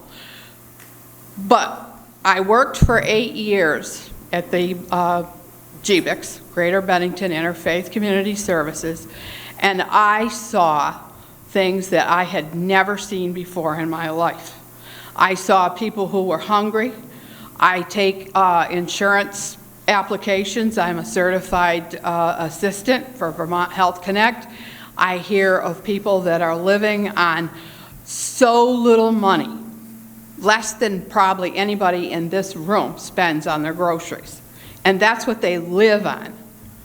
We have to start taking care of our less fortunate people. It's unbelievable what is happening to our younger generation. We're losing a generation through drugs and alcohol. We're going down the drain, people. And I heard one of our legislators last Monday talk about there is not one state agency that has enough staff. And that's everywhere. The nursing homes don't have enough staff. The town doesn't have enough staff. We tried 6 nonprofits to try to start. Just all we wanted to do was to have an afternoon place where people could come for a bowl of soup and maybe a cup of coffee before we talked about COVID. And then we had places that offered to let us put that facility. And we asked 6 nonprofits to be our fiscal agent, and everybody was tapped out. I'm not condemning anybody that was tapped out. We're all tapped out. But what I have seen is the situation with housing and poverty has no head. The dog is wagging the tail. The tail's wagging the dog because we have no head. There's nobody. If I wanted a room, I would go to 26 different places to try to get that room, to try to get housing. We need some focal group that's going to take care of at least the buck stops there. The buck doesn't stop at the governor's office. It doesn't stop at 211. Anybody ever call 211? Forget about it. But anyway, again, they probably don't have enough staff. So I think that we have myriad problems, and for whoever wants to know it, we have a proposal for the temporary housing. As Sue said, yes, I'm all for housing. If I had my way, I would just put up a house for everybody. And I've looked into alternative houses. You can do it for $5,000 a person, for a single person. But we have to do something so that the buck has to stop someplace. And I'm just asking that the town be the buck. Thanks, Cindy. Anyone else? Yes, please.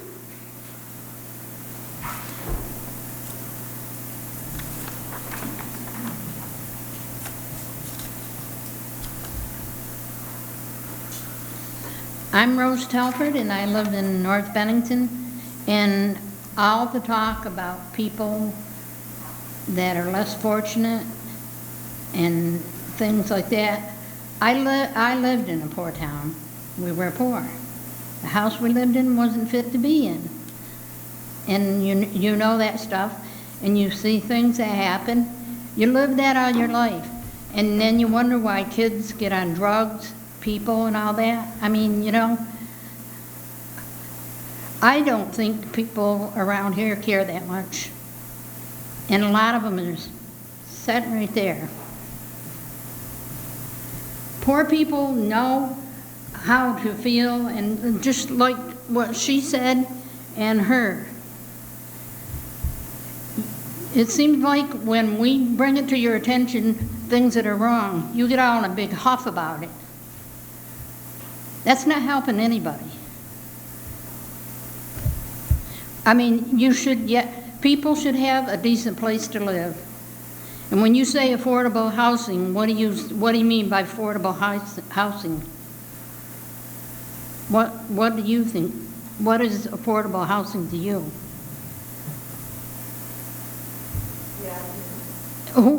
Well, he was talking about places to live. So Rose, there's a definition of affordable housing, but this is a time for you to talk about projects that you think should be included in the infrastructure or economic development funds, and we're looking for specific project ideas. Well, then make things better for people that need it. All this other crap, like building places for kids to play, which is fine. How many kids? I've been by where you go walking over by the Hannaford. I bet you since it went in there, I don't think I've seen 25 people in there. So how good is that working? People, I lived like this all my life. And I get very involved because I want to do something to help people because I know what it's like. I've been through it. And the only way you're going to learn is to listen to people. It's not exactly sure what to say, but I have lived it all my life. And I've fought my rear end off trying to get over it. And you don't get over not having things that other people have in your life. And anybody who's been through it, they know. And if I get carried away sometimes, it's not totally trying to be a pain in the rear end. I just genuinely care to help. I don't feel like most on the board do, because you don't usually want to even let us talk. I mean, how insulting is it for somebody to come up here and say, well, you got 3 minutes. If somebody's up here looking for money, then they can talk until, whenever. I mean, there's got to be some kind of decency towards us as well as anybody else. Granted, we don't put money in, but I'll tell you what, I turned my house over to my son so I would not lose it, and he lives in it. And I live in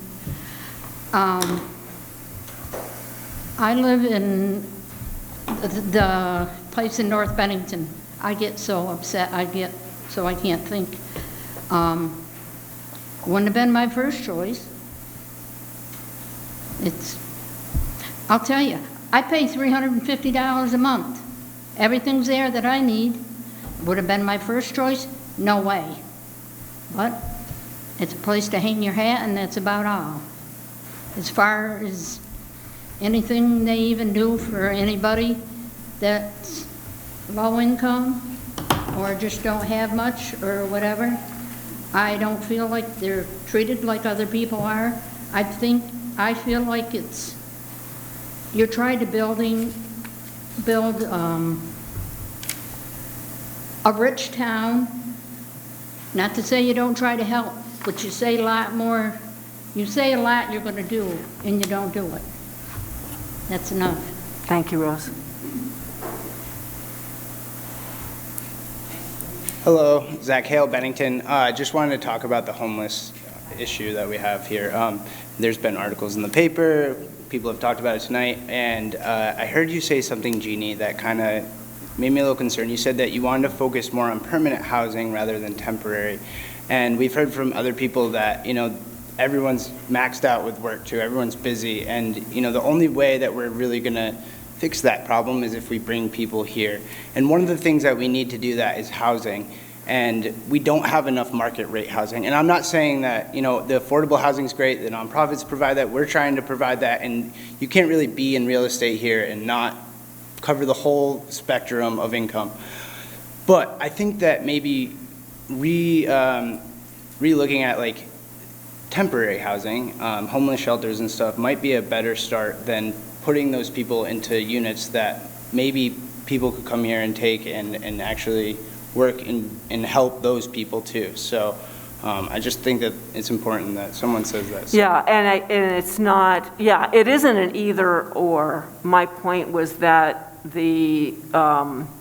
I think the Bennington Coalition can speak for themselves, but they are big advocates of permanent housing. I mean, obviously shelters and temporary housing are putting you on the road to something else. So it is not an either or, but in the end, where we all want to get is housing. And you're right, we need a range of housing. That Energizer housing study made that very clear. We need both houses for rent, we need houses to own, and we need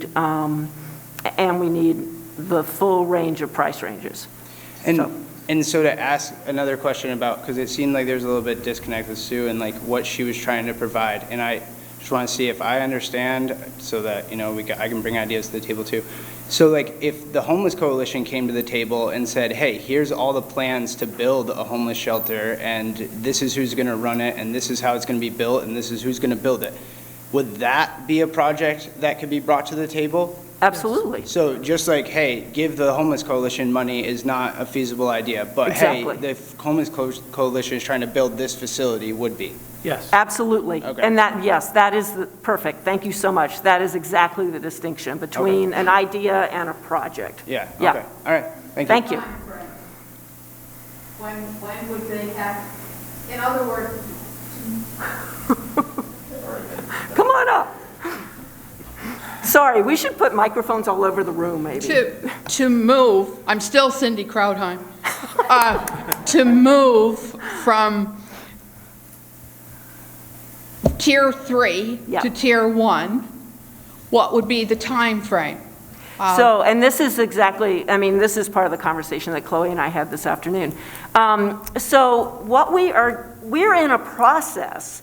So the understand the So process. the things that are in Tier 3, if I'm going to take blighted buildings as an example. If tomorrow someone came in and said, okay, I have a proposal to purchase X blighted building, and I have some other people that will come to the table who can bring financial resources that will help us convert that into housing, then that project would move up at least one tier, if not two tiers. So what we're trying to do is so we want all the ideas to be in this tiered structure. And as information comes forward or as partners develop, so that's what we're saying. I mean, as we're hoping that part of what comes out of this that we're all looking at is we say, oh, that is worth doing. So I'm going to start seeing if I can pull together resources, people or financial and move it. So this is our timelines are the 2 years for allocation and the 4 years for spending the money. So that's for the ARPA money. I can spend that money in 2 years. But it has to be a real project, Cindy. And it would be. So then that's perfect, because that is what we're looking for. And so it is a moving target. And I think the other beauty of this is that ARPA funds is not the only funding in the world. I mean, it's it's 3.9 million, which feels like a hell of a lot to us. Sorry, it feels like a lot to us, but there's other funding. There's state funding. There are credits. There are all kinds of things that may make a project. If my blighted building project doesn't get off the ground using ARPA funds, I sure as heck hope it will using some other funding. So this is also our list of what we see as viable, as useful projects for our community that will make us a stronger community. I think the lady's name was Mary that's sitting back there, mentioned a timing thing. I think that we all feel that there's an urgency now that we have these 3 tiers, that there's not a chance in God's green earth that Tier 3 will move to Tier 1. Yeah. So I guess what I'm asking for is, what would you consider a reasonable time frame for, say, just off the she's been mentioned all night long, just off the boat, that Chloe came to you with a project to spend X number of dollars. So any new, I mean, this is an evolving process. So, I get that. So I mean, I think we're open to hearing projects. We're open to hearing additional information. This is not the only time we're going to have this conversation. We will move forward, I hope, with what is in Tier 1 now to do additional work, but that does not preclude you coming back and saying, well, see, that what's in in Tier itself, 3 moves forward. That statement in itself is scary. Well, don't let it be, because it's not, we cannot sit and wait until the night before 2 years comes. No, but you could give us X number of weeks. It's not there's not, at this point we have, I mean, I don't know what that deadline will be, and Dan, I would doubt you would either. So if you want a number, I'd say in 90 days, it'd be great to have some real proposal to help us keep things moving. But that doesn't mean something could come up 6 months from now. If it could move in 3 months, then we would consider it. All we're asking for tonight as a staff is to give us direction on when continuing work on which Tier 1 projects. We're going to be back before you spend any substantial money. I'll take an example that I think everybody hopefully would agree, that Willow Park playground replacement is a priority that we should move forward on, because we'd have to tear it down in the spring and we want to have something built by fall or early next spring. We need to know that you guys want us to proceed with that. We need to put it on RFP. We need to do that process. We're not going to sign a contract until that proposal's back and you guys have approved it. So we're not talking about spending the millions of dollars now, but we need to spend effort and some pre-development money on some of this stuff to see if they're viable, to see if we can proceed. We may find out that, a project in Tier 1, after 2 weeks of working on it, you know what? We can't go forward. It's just not going to work. Either that's going to be a $12 million project. It's not going to make sense. We thought it was going to be a $1 million project. That's just some examples. So I would say if you want a number, 90 days. But that does not preclude that something comes in 6 months that we could build in 6 months, doesn't make that we wouldn't proceed. But I want to say, even if we were to look at most of these Tier 1 projects actually happening, there's still a lot of money left over. So we're not, even if we were lucky enough for all these Tier 1 projects to proceed, which I can guarantee you that most of them will not, maybe 1 or 2 in each list will make it to the finish line.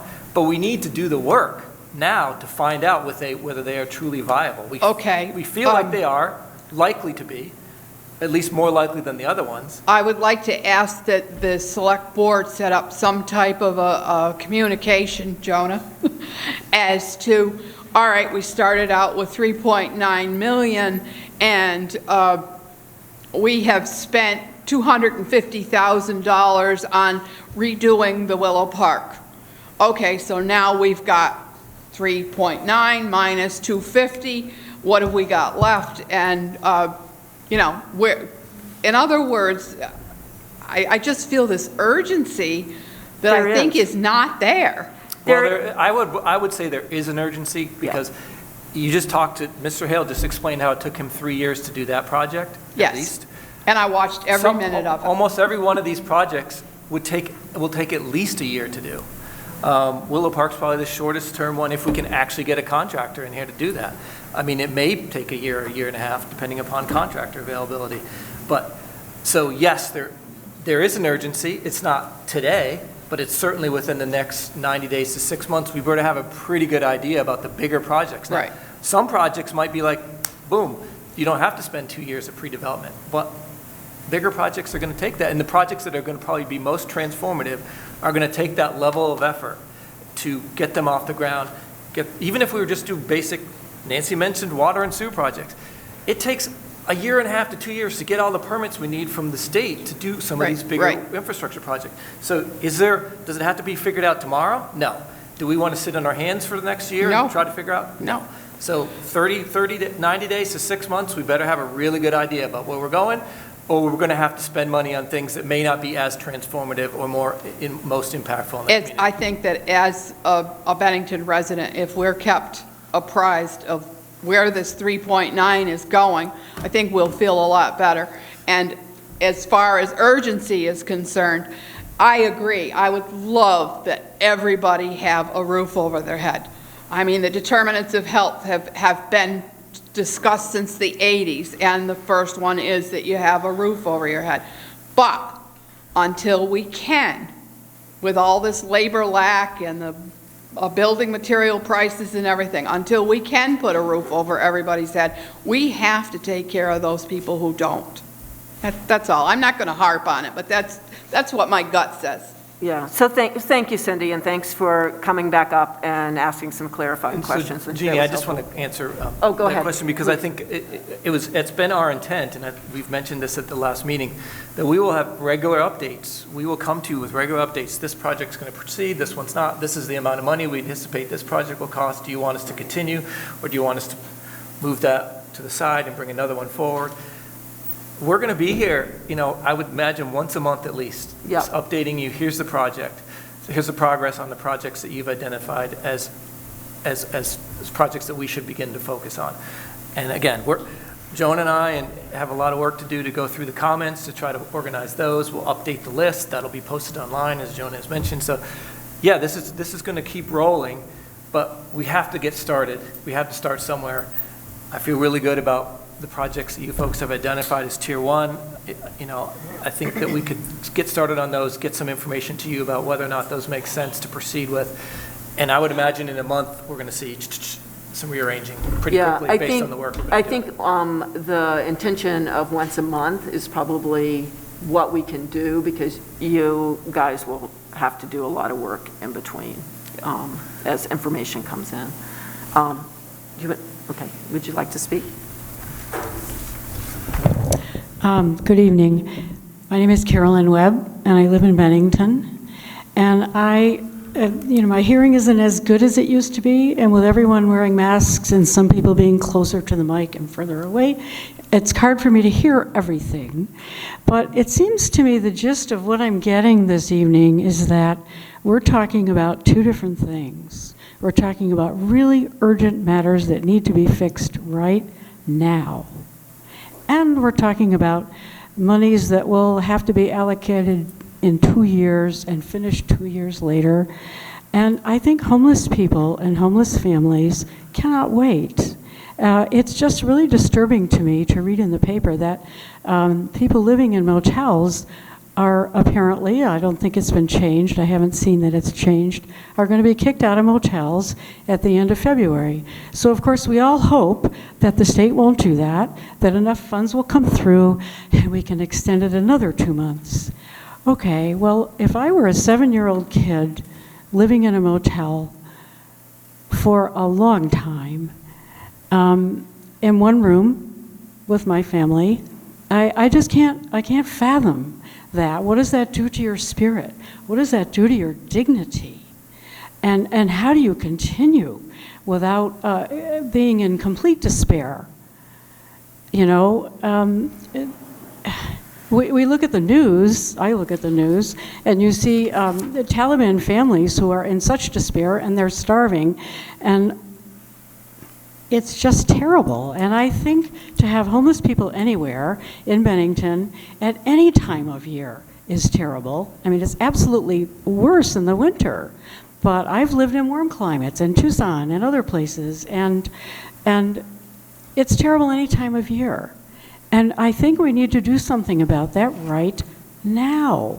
We need to have, as Sue says, a shelter. We need to at least have a building where people can go in during the day that's warm. I never could understand this. You have shelters, but people have to leave in the morning.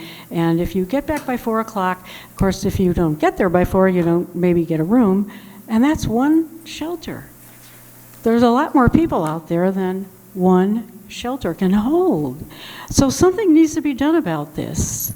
It's just a human issue. And now with COVID, where do people go during the day? Libraries, maybe not. Things are changing all the time. So it seems to me there needs to be a committee that's going to really go forward with helping homeless people right now. And also, and then continue to work on these other issues. But they're slow. They're really slow. But I think the building that Mr. Hale has done is wonderful. And other things. And I give kudos to the Bennington Banner for doing the articles in the last few days about homeless people and what agencies are now involved. I mean, why can't you give a bunch of this money to Pathways who are successful around the country and have them come in and work on this right away? So that's my comments. Thank you for the opportunity. Thank you. Anyone else?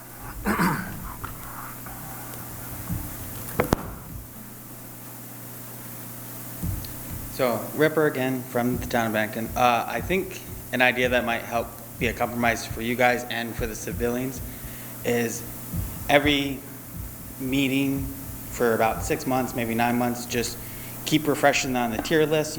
Tier 3, this tier 3 went to tier 2, this went to 1. Do that for like 6 to 9 months, and then you could put whatever's in the tier 1 list and give that to the civilians to vote for. Give them 2 months to read about it, learn about it, and then vote about it. That way you have the citizens saying what they actually want through vote, and it gives you guys time and the civilians time to come up with what tier 1 list you guys want, or what tier 1 list they want, or whatever new ideas may come in 6 or 9 months. But you could do that for the first 6 to 9 months to get ideas and figure out what to put in tier 1. And then in a month or in 2 months or 3 months, so that way you get the full year to figure out what you want to do and what projects you want to vote for. I think that would be a reasonable compromise not only for you guys, but for the citizens here. So that way everybody not only feels like they have a voice to be heard, but actually get a voice to heard and get to vote on what they actually want their town to put this money to. I think that would be a reasonable compromise for both the select board and the civilians. Great, thank you. But my project or idea that I think would help the town more is in the last 3 years, I've seen crime go up higher. Just a couple weeks ago, there was I can't remember if it was a drug raid or a break-in at the Horseshoe on Pleasant Street. I can't remember exactly the details. It's something I heard about through one of the Facebook groups.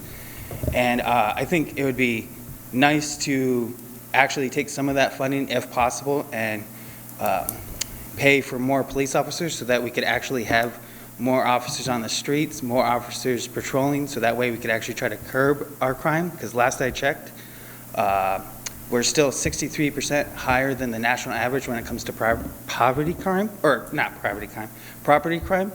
And it would be nice to actually see that go down instead of continuously rising while our police force continually declines over the years. So I think that would be one project to at least look into, if legally possible, is funding more police officers, because it would be nice to see crime actually go down in our town. That's just my idea, and that was my recommendation for you guys. Hopefully you guys take that into consideration, and it's a nice compromise for everybody. Thank you very much.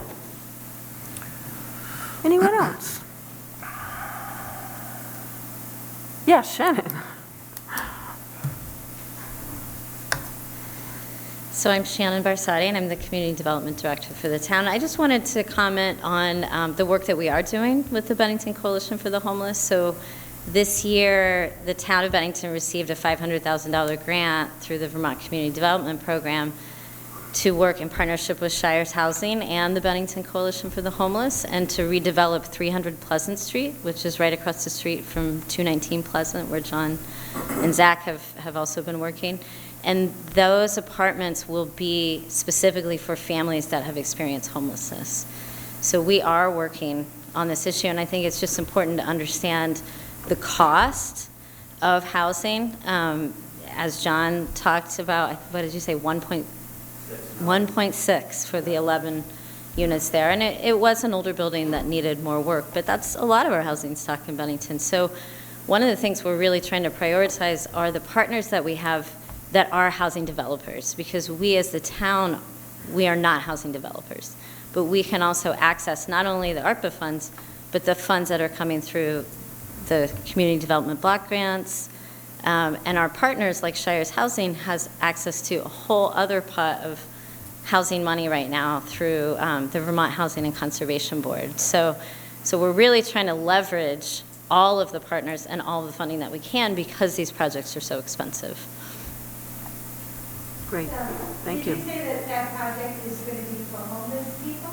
No. Or for people who have lost? Okay, so I guess the best way to explain it is that I think right now, and the Banner article spoke to this, is you have a lot of families that are kind of, they're not chronically homeless, but they've experienced homelessness because of, things that happen, and so they're out of work for a period of time, they're not able to pay rent, they need a place to be. And so, I think there's what this housing at 300 Pleasant is really about is helping people to stabilize and to get services. So that development will also include offices for the Bennington Coalition for the Homeless and other support services. So it's really kind of that wraparound model to help people get stabilized, have a safe place to be with support, and to make the transition to when they get the next apartment.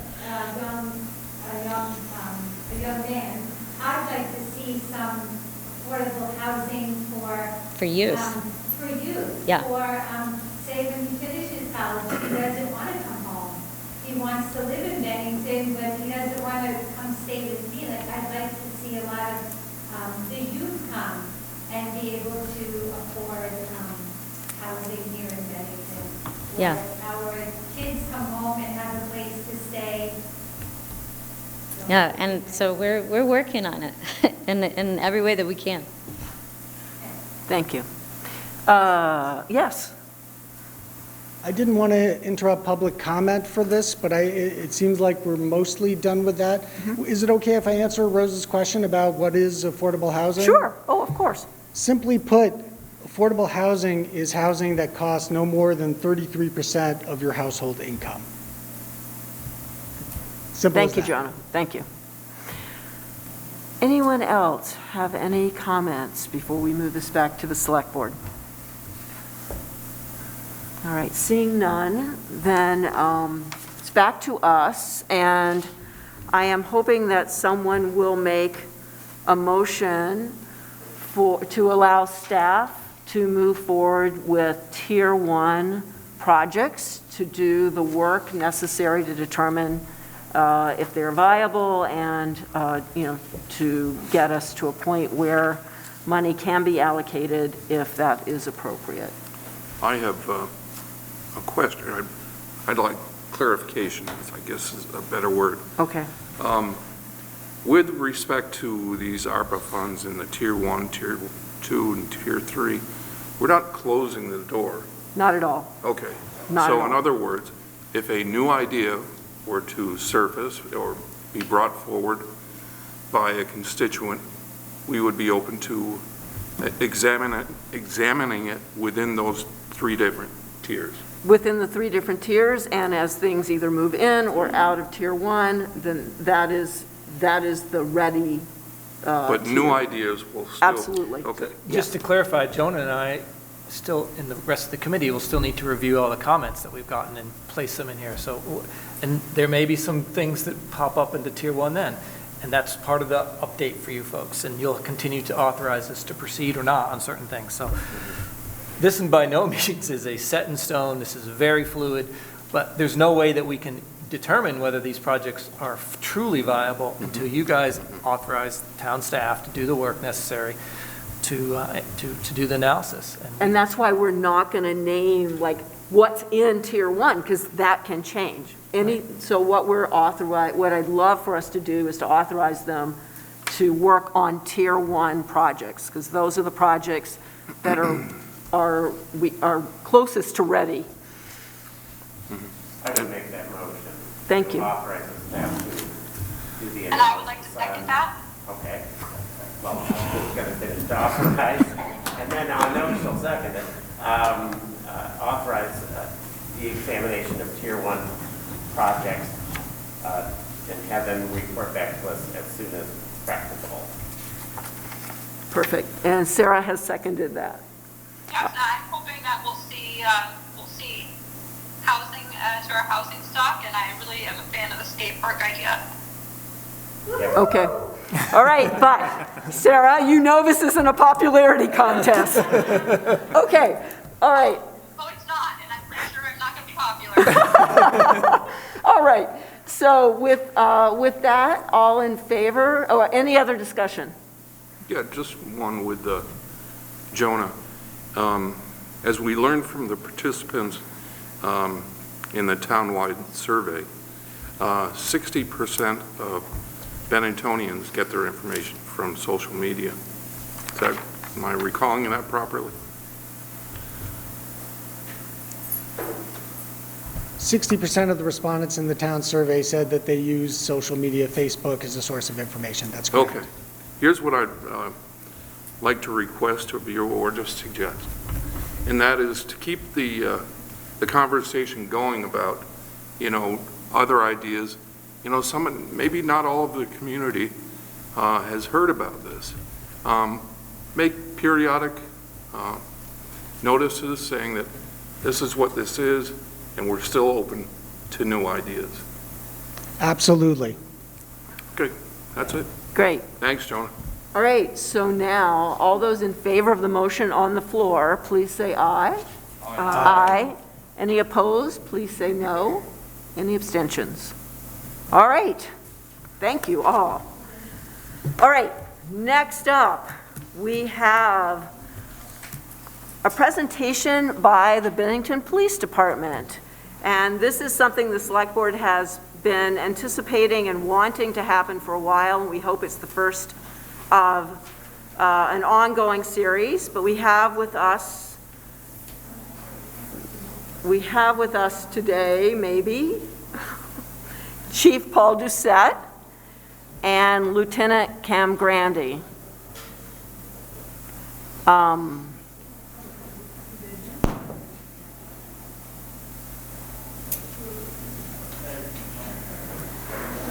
Okay. Wonderful. Welcome.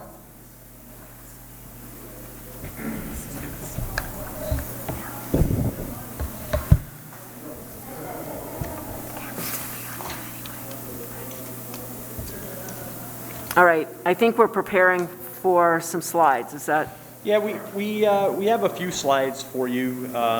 Great. We won't get too far into the slides. We've been looking forward to this for a couple months now, both to represent my staff, Lieutenant Grandy and I, and the slides are more about statistics, about some problems that we're facing in Bennington. So I don't know if I didn't want to start with that, so maybe we can just let Jonah play with that a little bit, and because technology is always a fun thing. So.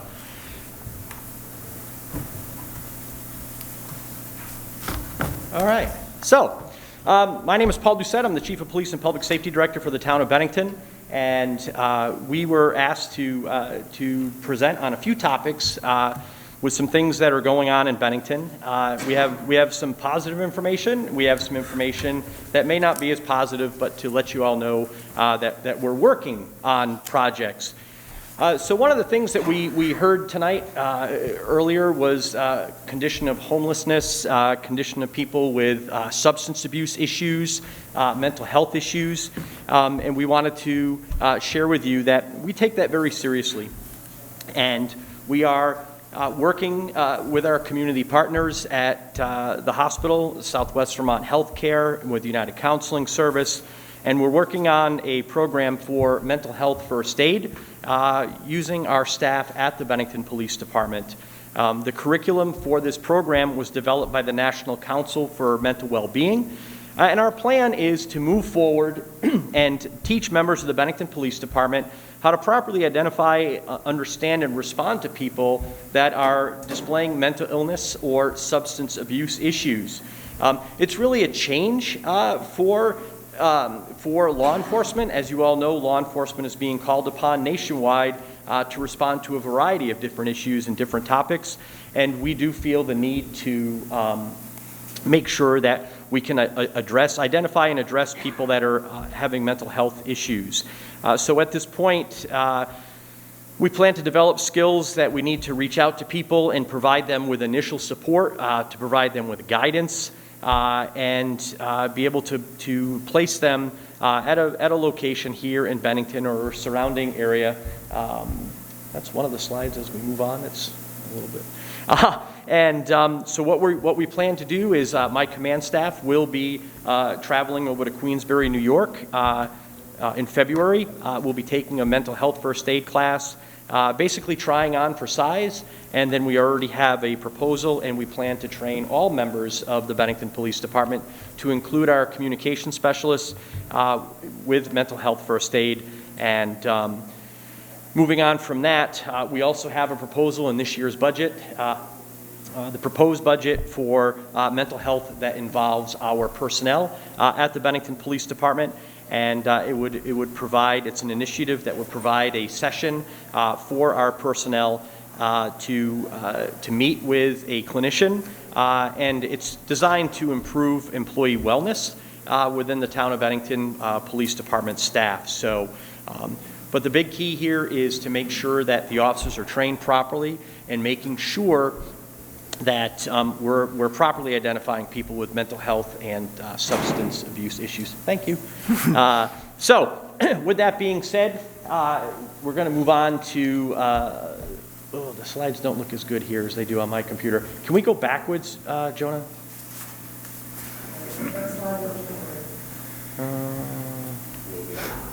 All right. Can we go forward? Yeah, let's not use the slides because they don't look right. So basically, we put these slides together for you just to show the trends. A lot of people are curious in the citizen survey. We took a look at drug trends, crime trends in Bennington, and on the citizen survey, it talks about people want to see more action in the drug world in Bennington and the police taking more action. So I want to just talk to you about that. So over the last several years, the Bennington Police Department has experienced an increase in the level of drug and firearm related crimes. We are focused on combating these issues in order to keep the Bennington community safe. So we are currently working with our state and federal partners in collaboration, and that work does include several agencies, to include the Vermont Army National Guard. We do have an analyst embedded into the Bennington Police Department, and he works with us on a daily basis. We recently embedded an agent from the from the Department of Homeland Security. We're working with the Southern Vermont Drug Task Force, working with the Bennington County State's Attorney's Office, and of course we're also working with surrounding agencies from New York and Massachusetts. We do have 3 detectives at the Bennington Police Department. One of them is assigned to the Child Advocacy Center, and he works cases throughout Bennington County involving children. We have a detective that's assigned to drug and violent crime investigations, and then we have a general investigation detective who's also responsible for supervision. Highlighting that, 2 of our detectives have received training and have been sworn as task force officers, and they have the ability to work with our federal partners. And these detectives are able to cross jurisdictions, assist with federal investigations, and also develop cases that can be prosecuted by the U.S. Attorney's Office. And the collaboration with our state and federal law enforcement partners is much needed based on the location of Bennington. We are obviously located in the southwest corner, and we border New York, and we're about 9 miles from the Massachusetts line. We're protected a little bit by that little town of Pownell. So we are working with our partners, and we are trying our best to combat drug and gun violence.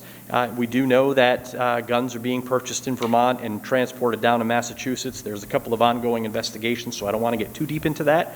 But those are things that are going on with the Bennington Police Department to try to push back on some of the drug activity. The slides that we had for you, which we will fix and come back another time, does show the increased amount of work and activity that's being conducted by members of the Bennington Police Department.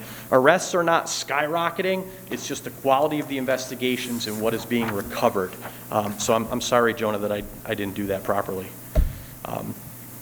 Training. Another question has come up from members of the community about training within the Bennington Police Department. In the calendar year 2021, members of the Bennington Police Department received over 2,000 hours of training. In the training that they received, some of it is mandated by the state of Vermont, by the Vermont Criminal Justice Council, and then there's numerous electives and developing professional skill sets. We have also been working with the Vermont League of Cities and Towns, our insurer, and Town Manager Stuart Hurd, and we've identified professional development training for our command staff. Members of the command staff are attending leadership, command, and executive trainings, and we continue to identify members of the police department for in-house instructors, mentors, and field training officers. In fact, 2 of the officers just attended last week the Vermont Police Academy and came out certified as field training officers. So we're excited about that because the staffing levels at the police department are a huge concern. And I appreciate Ripper coming up and making comments about the police department. I wish we had as many police officers as we need. There are huge staffing issues around the state of Vermont and across the country as far as law enforcement officers. Currently in the state of Vermont, there are 57 law enforcement agencies, 57 advertising for law enforcement officers and communications operators in the state of Vermont alone. And it includes the Bennington Police Department. We continue to attempt to recruit 3 open patrol officer positions that we have and 1 communications operator. The Bennington Police Department, not fire, not rescue, but the police department last year alone responded to over 10,800 calls for service in our community. That's a lot. Again, does not include fire and rescue. We do have a high call volume for a community our size. We've been working with low staffing levels at the Bennington Police Department, but my staff is committed to maintaining a very high level of service in order to maintain a safe community in Bennington. And I think that's important for people to realize. The current staff is dedicated. They've been working an increased number of hours beyond their normal schedules. All of this, and we continue to engage the community with our special programs, events that we've been doing for years. Right now, on a positive note, we do have 3 recruits at the 112th basic training course for police professionals. I've been following, along with Lieutenant Grandy, we've been following their training, and we are pleased to say that we did get a positive report today from the Vermont Police Academy, and our 3 recruits that are currently there are on schedule and on task, and hopefully will be graduating towards the end of February. Once that takes place, they'll attend 3 weeks of post-basic training at the Vermont Police Academy, and we do have 1 recruit that is ready to attend the 113th basic training for police professionals. All of that, and we still have the 3 open positions that we need to fill. So, with that being said, we are on task, but we continue to struggle. We heard it tonight with law enforcement and nurses and people not having enough staff to make things happen, and some people getting to stay home instead of coming to work, and it just bogs down the system because who knows what they're doing when they're at home and they're supposed to be working.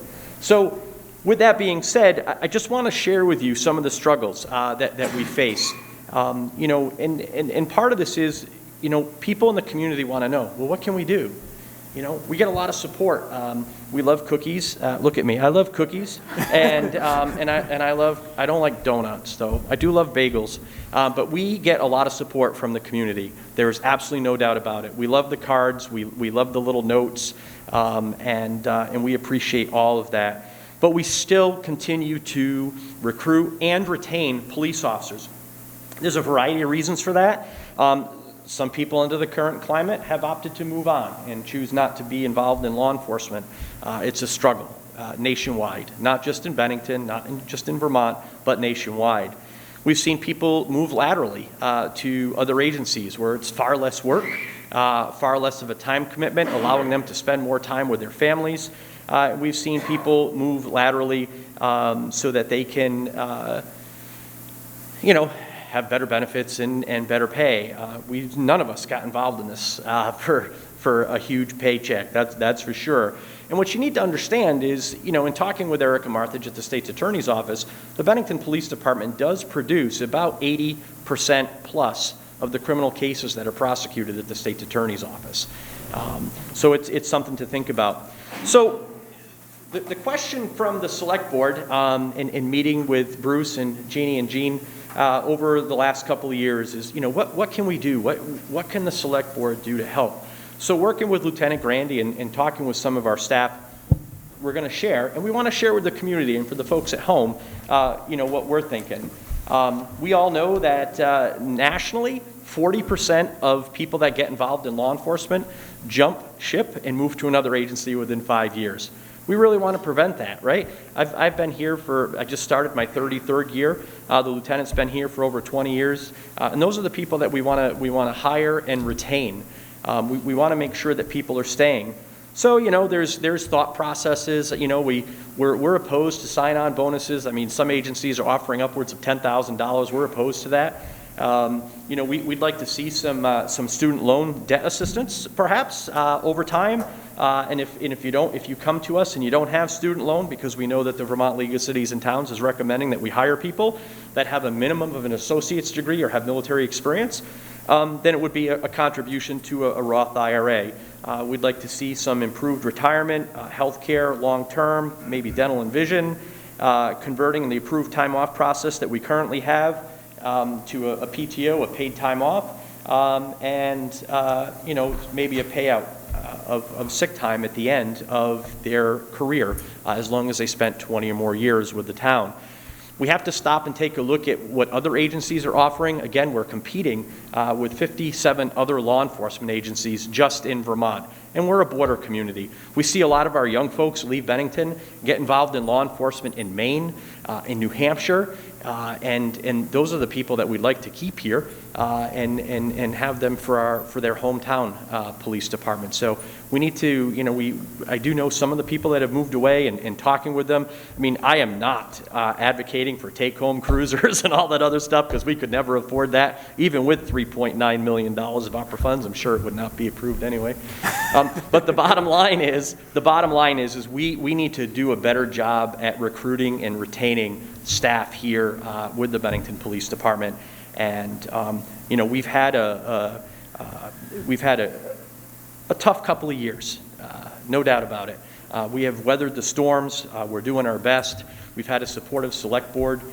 We've had a hugely supportive town manager, and we're weathering storms, and we're doing our best to improve the way we respond to calls, the way we deal with people, and we're looking for continued support to improve the police department. So that's the condensed version. Originally we thought we had a half hour, and Lieutenant and I, we had all sorts of things, and we skipped over a bunch. But Cam, have anything you want to add? So, and I will tell you that I'll share with you at this point. Lieutenant Grandy and I have we've been attending some classes with FBI LEDA. We're part of the Trilogy program. We have 1 week left, and we're having a great time talking to people from different parts of the country who are experiencing the same things that we're experiencing here in Bennington. And it's just not, people need to understand, it's not just Bennington, it's just not the Vermont State Police. It's happening all over the place. And it's brought about some really challenging times, and we should be thankful for the people that we have that are dedicated and still working in law enforcement, and for that matter, just first responders in general, including the staff at the hospital who have worked diligently at trying to keep this community safe over the last couple of years. And if I could wave my magic wand and make COVID go away, I would, but I'm just not that magical. So we are happy to answer questions that you may have about the Bennington Police Department or about any of our programs. My dad is up. Whoa, look at that. So, really quickly. So, what I wanted to show you here, so if you look at this, we were asked about our data over the last couple of years and where we were at So these are heroin seizures. We all know that heroin is a huge issue nationwide. Lieutenant Randy and I just spent some time in Colorado training out there, and we got to talk to them about their drug issues. And we won't get into all of those details, but I will tell you here in Bennington, what you see represented on the graph here, in 2019 we recovered 6,670 bags of heroin in Bennington. In 2020, 7176, and then in 2021, being a little more diligent at our investigations and working really hard with our partners, we recovered 39,237 bags. So that's the big jump. Next. This is crack cocaine, and these are grams, okay? If you look at the chart on the left, it's grams, 185, 104. Crack cocaine has made a huge comeback, and there are reasons for that. But 1,820 grams of crack cocaine were recovered by members of the Bennington Police Department in 2021. Next. So, what you see here, this is a whole variety. If you look along the bottom, it's cannabis, which I understand people think that cannabis is legal now. It is legal, but you have to do it the right way, and it can't be with other drugs, and it can't have fentanyl in it, and so on and so forth. This slide is a little bit jumbled, and it's a little bit pushed together. Didn't look like this on my computer, but we listed cannabis, crack cocaine, fentanyl, highly dangerous, heroin, and powdered cocaine. There's U.S. currency that we've recovered on there last year alone, just shy of $30,000 in U.S. currency. And so these charts and graphs were created just to let people at home and here at the meeting know and understand that we are working hard at combating the drug problem, and we have developed relationships with partners both at the state and federal level, and we will continue to fight the fight in this battle against drug activity in Bennington. So, questions? Great. I think Bruce is up. Bruce. Yeah. Hi. Just wanted, it's a comment and then a question. I'm hoping that I've got the right answer. The comment is that I have heard from a number of people about the officers that you have lent their expertise to community groups, both in the terms of the policy work as well as in the task force. And I want you to communicate that to those individuals. I know you already have, but I want everybody else to know just how magnificently they have worked with those groups. People don't know that much about law enforcement because we don't get those kind of intimate conversations unless we have a family member or we're involved in it. And those officers, and I know that you would have had any number of officers who would have done exactly as well. So thank you for that, and thank them. And speaking of policies and procedures, if I was looking for procedures, where would I look now on the police website? So, www.benningtonpolice.com. It's like an advertisement. If you go on our website, you will see all of the new policies and procedures that have been completed. You will also note on there, I will tell you that people worked very hard, community members worked very hard at reviewing some of our policies and procedures. There was some great improvement with our policies and procedures, but at the same time, we've also seen a couple of state-mandated policies and procedures that have kind of overshadowed and overtook some of the work of the community groups that were involved. So, and there's more to come. Yes, and they're currently, I think you can find them under About Us. Yes. And then you can find them, and they're there. Yeah. They are there. Everybody knows. And you can certainly take a look at those, and you can always make comments. It's a process to review all of the policies and procedures on a regular basis. We are working on some new programs to allow officers, for example, to be able to access their policies and procedures from their phones, from their tablets, and we'll be able to put them on the computers when we put the new computers in the cars. And so, yes, a lot of good work went into that, and there's still work to be done. And it's not, again, not just in Bennington. I mean, in conversations with our last 2 weeks of training, we have found that, sometimes policies and procedures are not, they kind of go to the back burner because there's so many other things. And we've learned that, we need to keep up with that to the best of our ability. And I think that the board and the community has been very supportive. A lot of positive comments, a lot of positive feedback, and we appreciate that. Yeah, thanks. You're welcome. Great. Bruce, I'd just like to comment on what you said about the officers participating in those committees. It's a two-way street. Those officers have come back and shared some experiences that they have, learning a little bit about town government, how things work.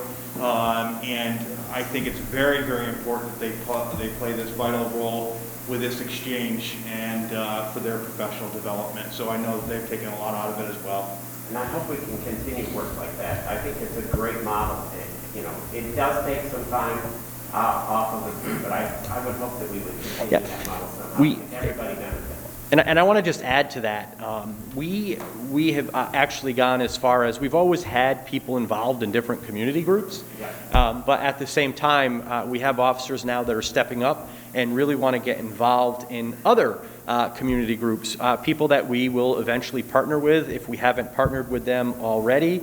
And we're just working on so many things, and there's so many other things that need to be accomplished. And being short-staffed hurts us.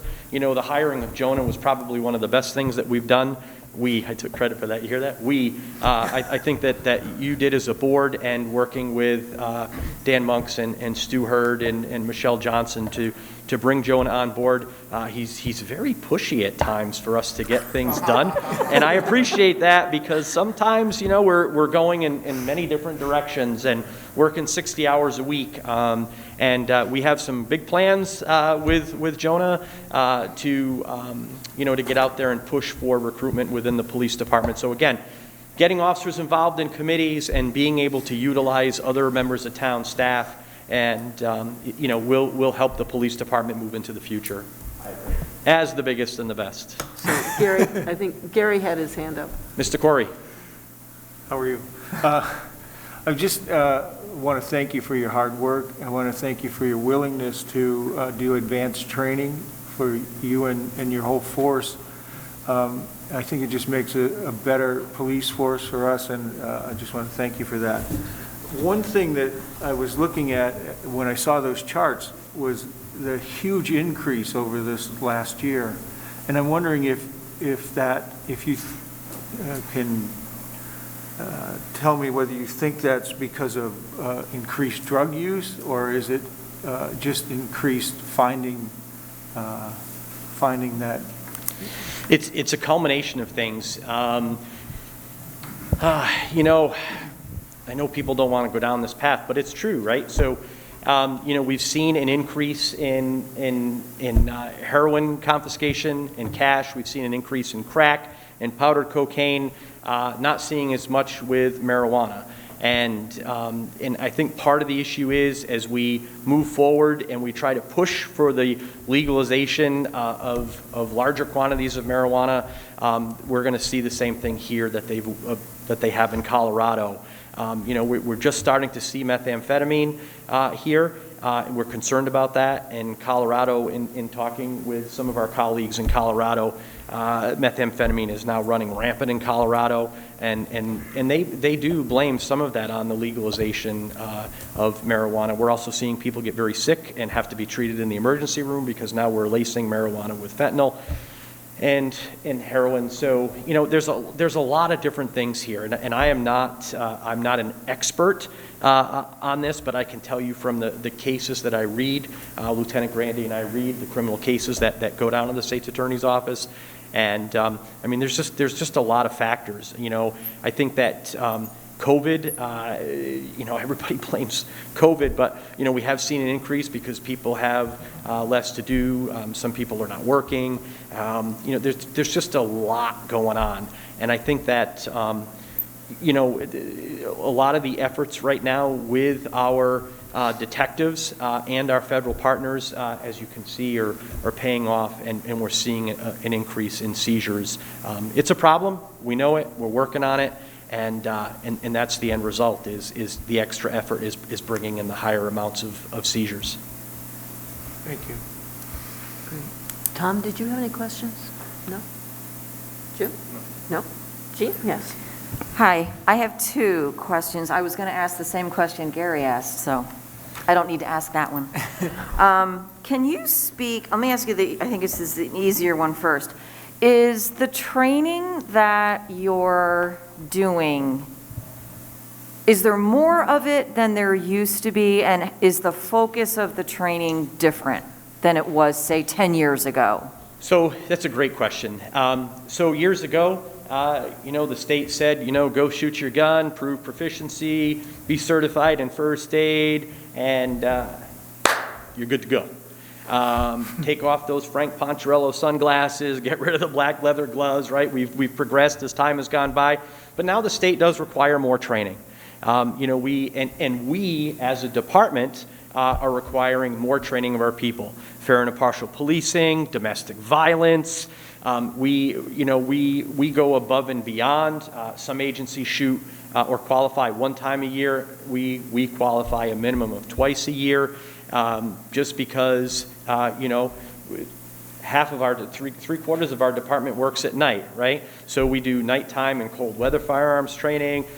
I think that we go above and beyond, but I also think that there are more requirements from the state. The town, under the guidance of Stu and working with the Vermont League of Cities and Towns and Michelle on our safety committee, our safety committee mandates certain things as well.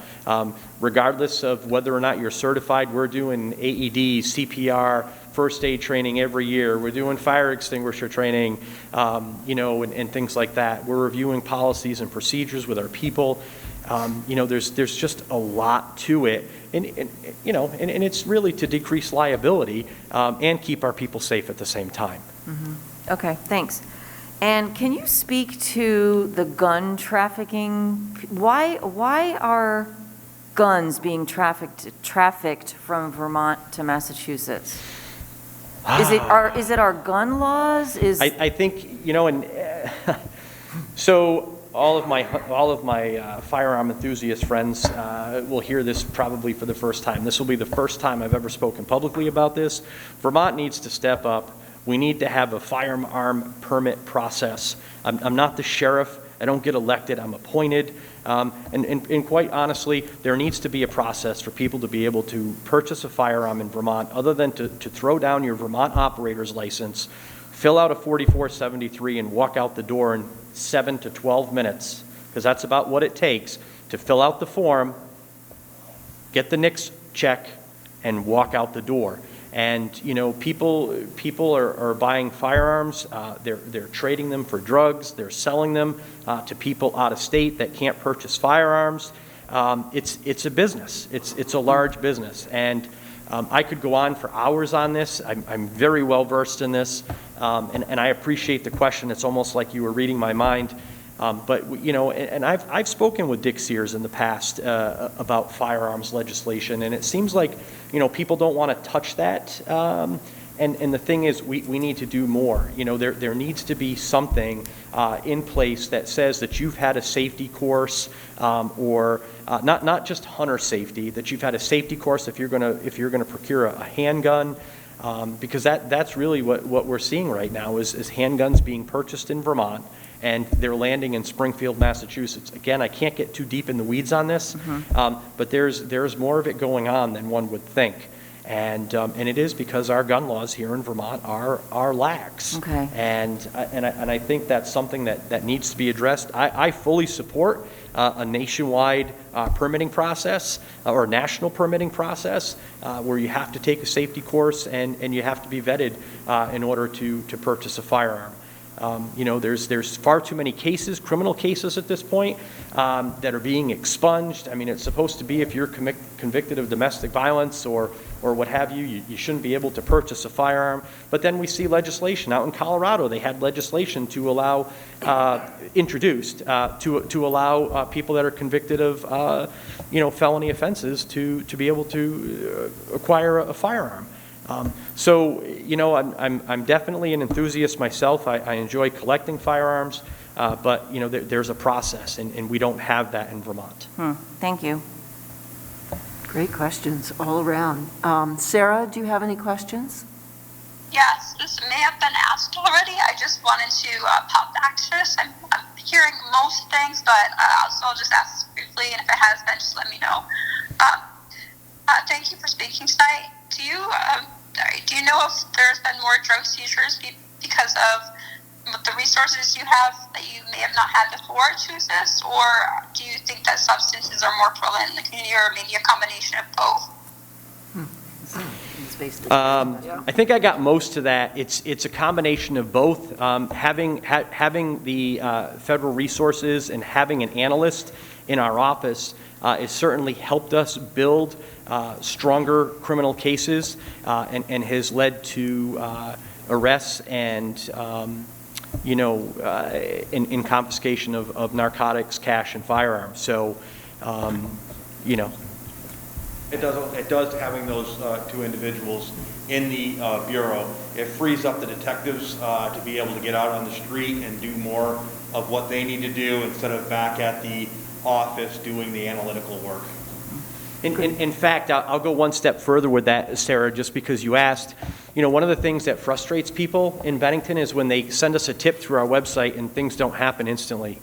Sometimes it takes a while to build a criminal case.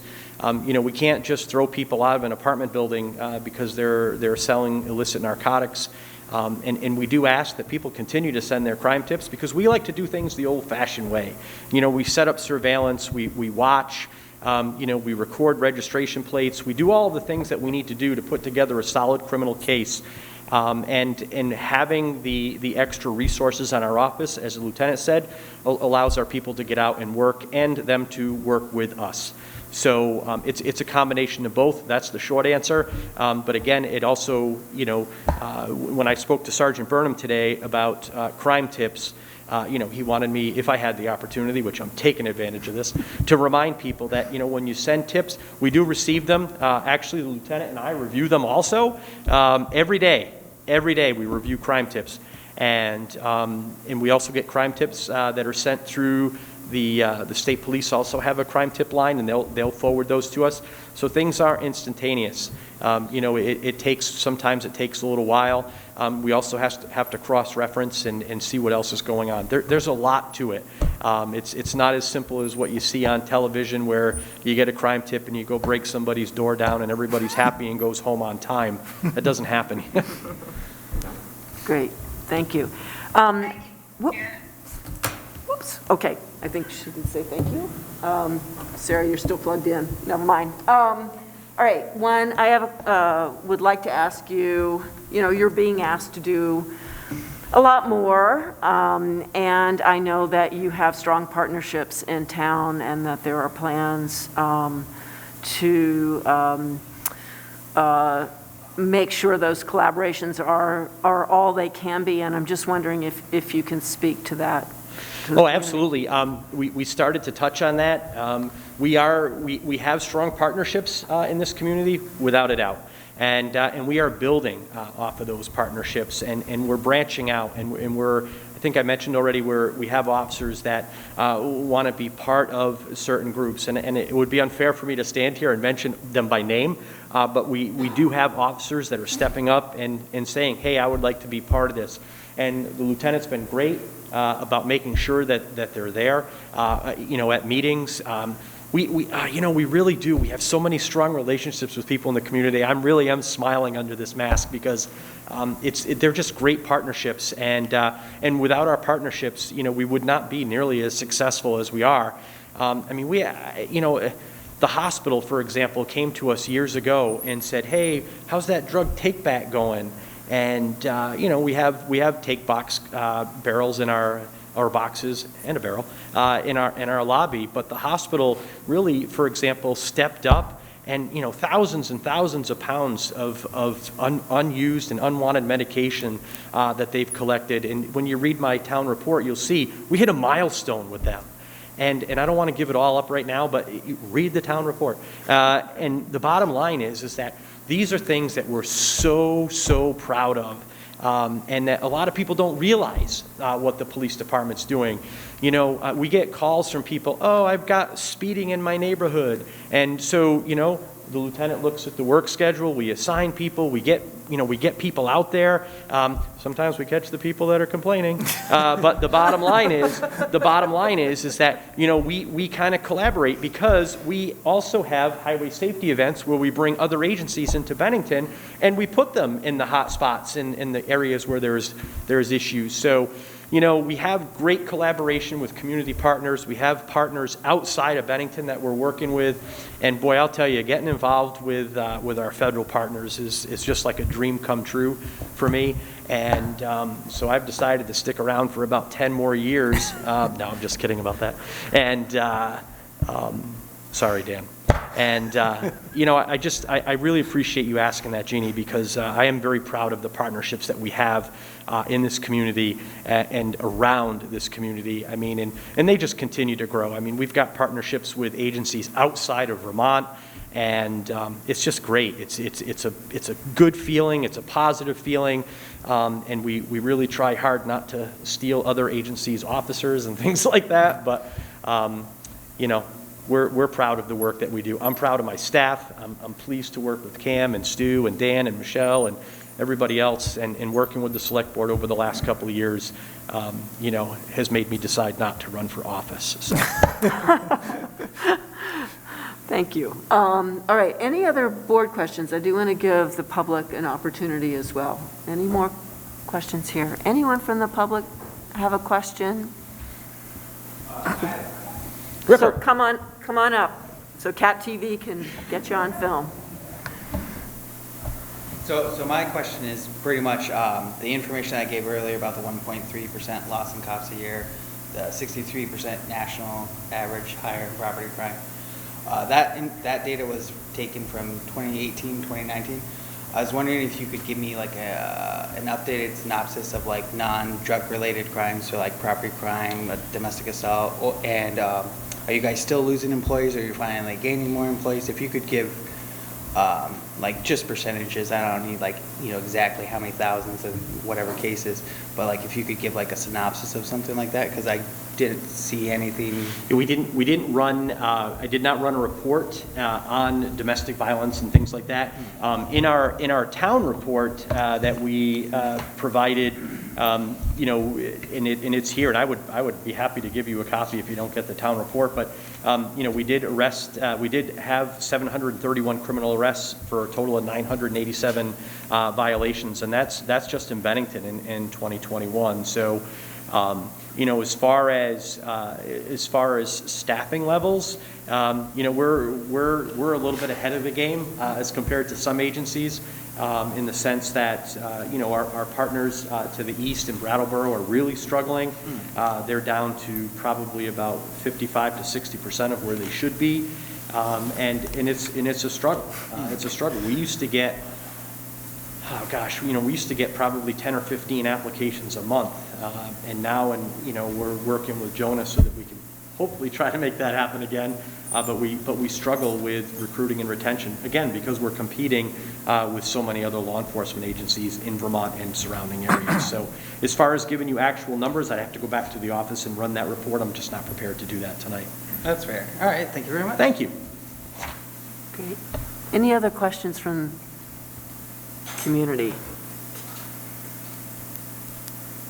No? Then we thank you very much, and we hope that, we should talk about what's a good schedule for you to come we'd and love update to come us. back, and next time I'm going to ask that Cam not talk as much as he did. And he's probably going to say the same thing to me because I love the guy. But we did learn something, and I'm going to share it with you. In our trainings that we've had, sometimes it's tough to be a law enforcement officer. Even in Bennington, you see a lot of things, and one of the things that we've learned in the last 2 trainings that we've been to is making sure that we love our people. And that's not just the people in our community, but it's the people that work for us. And now you get to see the soft side of me. I do love my people, and I do love what I do, and I love this community.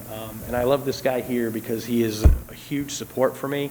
And it's tough at times, but we have to remember, my favorite place in New England is the Nubble Lighthouse in Maine. And you know, I think about that all the time because, you know, you think about a lighthouse and you think about weathering a storm and staying on course and making sure you're going in the right direction. So we've decided that we're actually going to put a lighthouse in our communication center, a picture of a lighthouse in our communication center, because sometimes it gets frustrating. You know, you come to work and you're in a great mood, and next thing you know, the storm brews, and you got to stay the course. And we have found that working with you, members of the select board, that, you know, we've weathered a few storms, and it's been positive because we build off of that.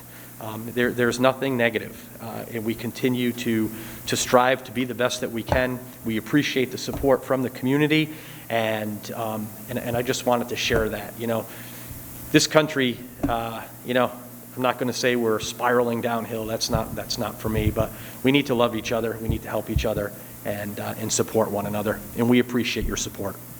Thank you. Thank you very much. Thank you. Oh, okay. I feel like we need a moment. Okay. Thank you very much.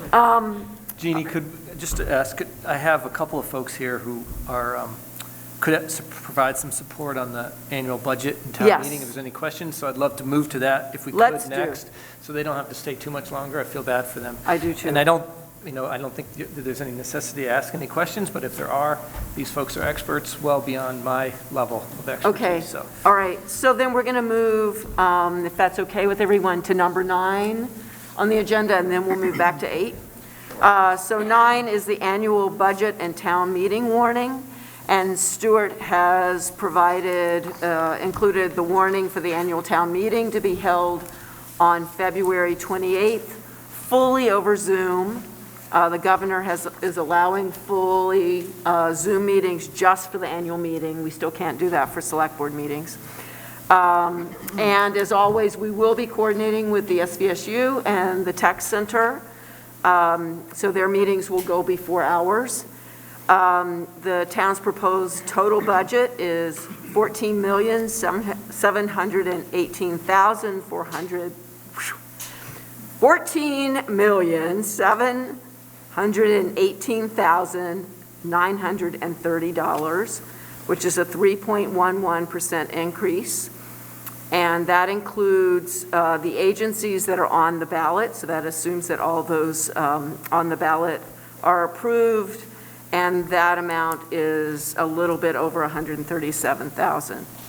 So should we can either take a motion and then have discussion, or why don't we ask for any questions from the board, any questions from the public? Any questions from the board? No? Any questions from the public? Please come up, Nancy. Oh, okay. All right, so then I'm looking for a motion to adopt the budget and sign the warning. So moved. Second. Thank you. All those in favor, please say aye. Aye. Thank you, Sarah, and all. And that was unanimous, so. I need you to sign the warning. We will sign that, and thank you very, very much. Thank you. Okay. All right, and so now let's move back to Yes. number 8, which is the mask resolution I move that discussion. we keep it as is and move on. Okay, so we have a motion on the table. Do I have a second for that? Okay. Okay, I think Bruce beat you to it, Sarah. All right, and any discussion? Yeah, actually, I had a question on, I think we've got a motion on the floor. Can we take public?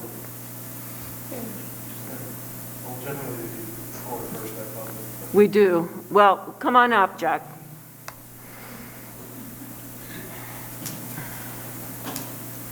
So my question was about the logistics of this mandate.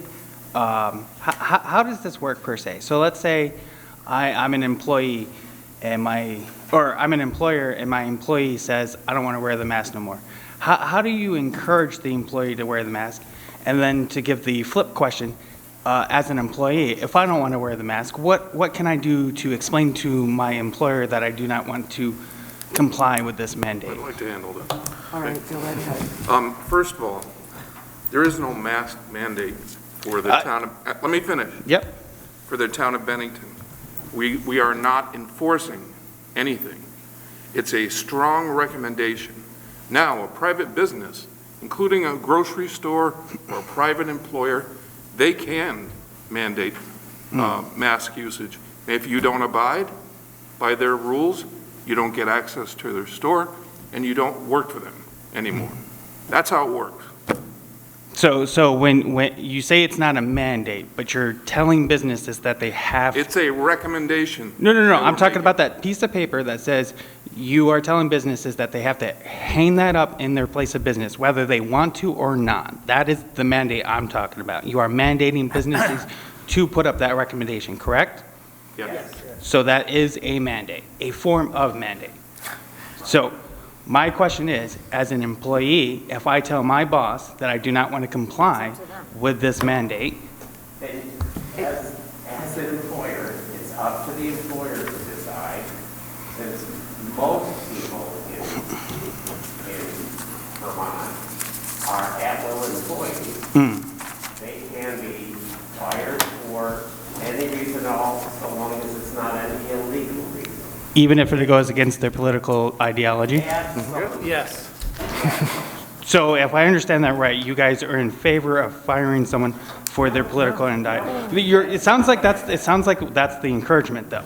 That's the logistics of it. If you can't get them to comply, fire them, even if it goes against their political ideology. That's what it sounds like from a logistics standpoint. I think that's what you want to hear. It's not the case with the... So give me an example. Wait a minute, let me finish. All right. It's up to an employer. We can't force an employer to say that you have to wear a mask. It's the employer's decision, it's not ours. Now, what if that business doesn't want to carry your sign then?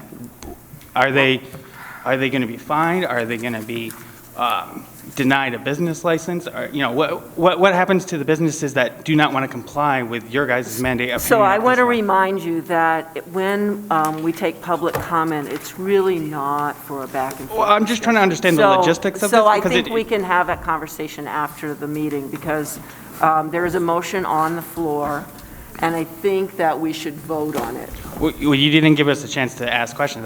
You guys were already ready to motion right through that, so that's a bit of a concern of mine. But it's... You can raise your questions, but I think there's been a back and forth. I think you've heard responses. Well, I just don't get the logistics of it, because it makes no sense. Jack, really, we can have a conversation. Well, I'd like to have the conversation publicly, not behind closed doors. I'd like it to be displayed for everybody to understand what you guys want businesses to do and what you want employees to do. We want businesses to put the sign on the door that says that the select board is strongly recommending that individuals in the store wear a mask. And if they don't comply with handing that signage, what is the There is no enforcement of this, which is part of the mask mandate difficulty. So if I understand this right, businesses do not, by any decree of law, have to put that sign up. It's just a recommendation to put the sign up, correct? It is a mandate without enforcement. And that is where we are.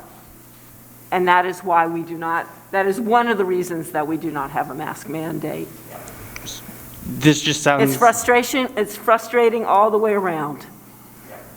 It's frustrating for those who don't want to wear masks, and it's frustrating for those of us who want everybody to wear a mask.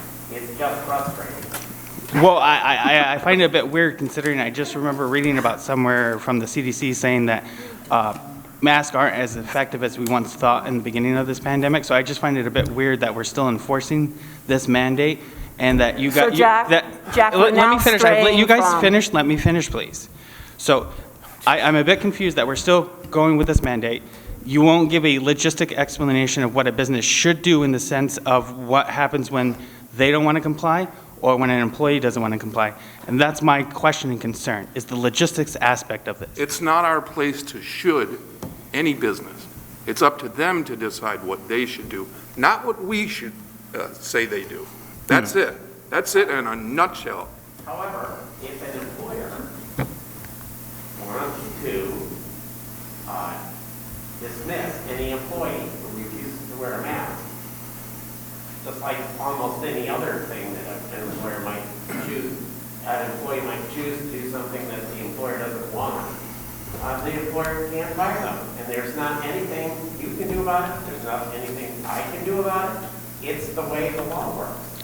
The employers are free to do that. So then I guess my question would be, since this is what you guys are imposing on companies, is from an employee standpoint, who, if I feel like I'm being politically discriminated based off my ideology, who do I take that lawsuit to then? Do I take it against the employee or the employer who's following your guys' mandate, or do I take it against the town who's the one enforcing this mandate? Take it against anybody you want because you'll lose. There is no such thing as protected political consideration. That's not a protected class. I'm not protected because I happen to be a liberal.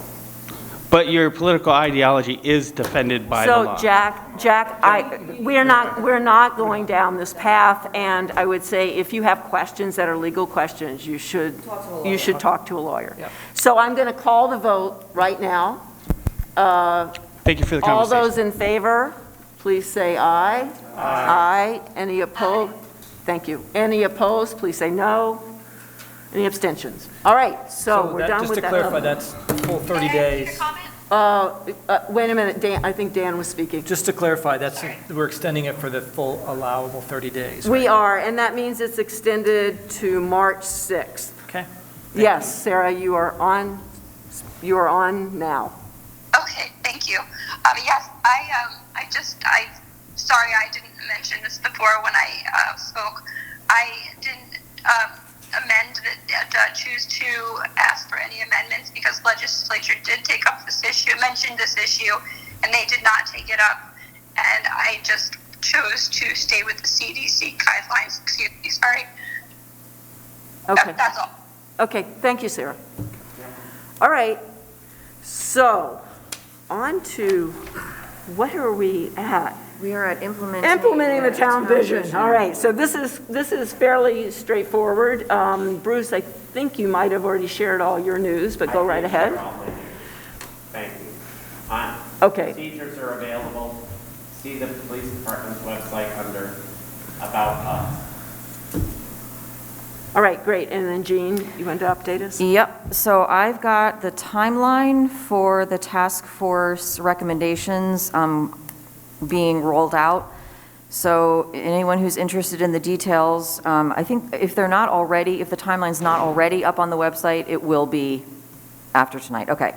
So get your pens out. January 31st, the task force will release the recommendations to myself, the vice chair, and Jeannie, the chair. February 7th, the recommendations will be released to the public, and the public comment period will begin. February 21st, there'll be a special meeting to hear a presentation by the task force. March 7th, public comment period ends. March 14th, board discussion of recommendations, and March 28th, the board will vote on the recommendations from the task force. That's it. Great. Any questions from the board on that? And in that interim period, once we receive the report, we will pass it on to all of you. Okay, that's right. Yeah. And for board members, make sure February 21st was the special meeting date. Just get that on your calendars. And that is a Monday. It's also a holiday, but when has that ever stopped us from meeting? No. All right. So anything else on Town Vision? Are we ready to move on? Ready to move on. Okay. Upcoming agenda items, the two I am aware of, Energy Committee is going to update us on their present activities and their plans for the future. And Tom and I will have summarized all of the excellent action steps that we have heard about for the Declaration of Inclusion. Yes? Okay. That is, say again? Yes, and it is on Valentine's Day. Yes, yes. That's all I remember. Oh, because again, it's a holiday. We specialize in holiday meetings. Anything else that we know should be on that agenda that we can alert people to? All right. That would be enough. All right, so then, other business. Gary, any other business? None. Tom? Jim? Sarah? Not at this point, thank you. Okay. I certainly hope. All right. With that, I think I would love to have a motion to adjourn. All right. Do I have a second? Second. Thank you. All right. All in favor, say aye. Aye. Thank you.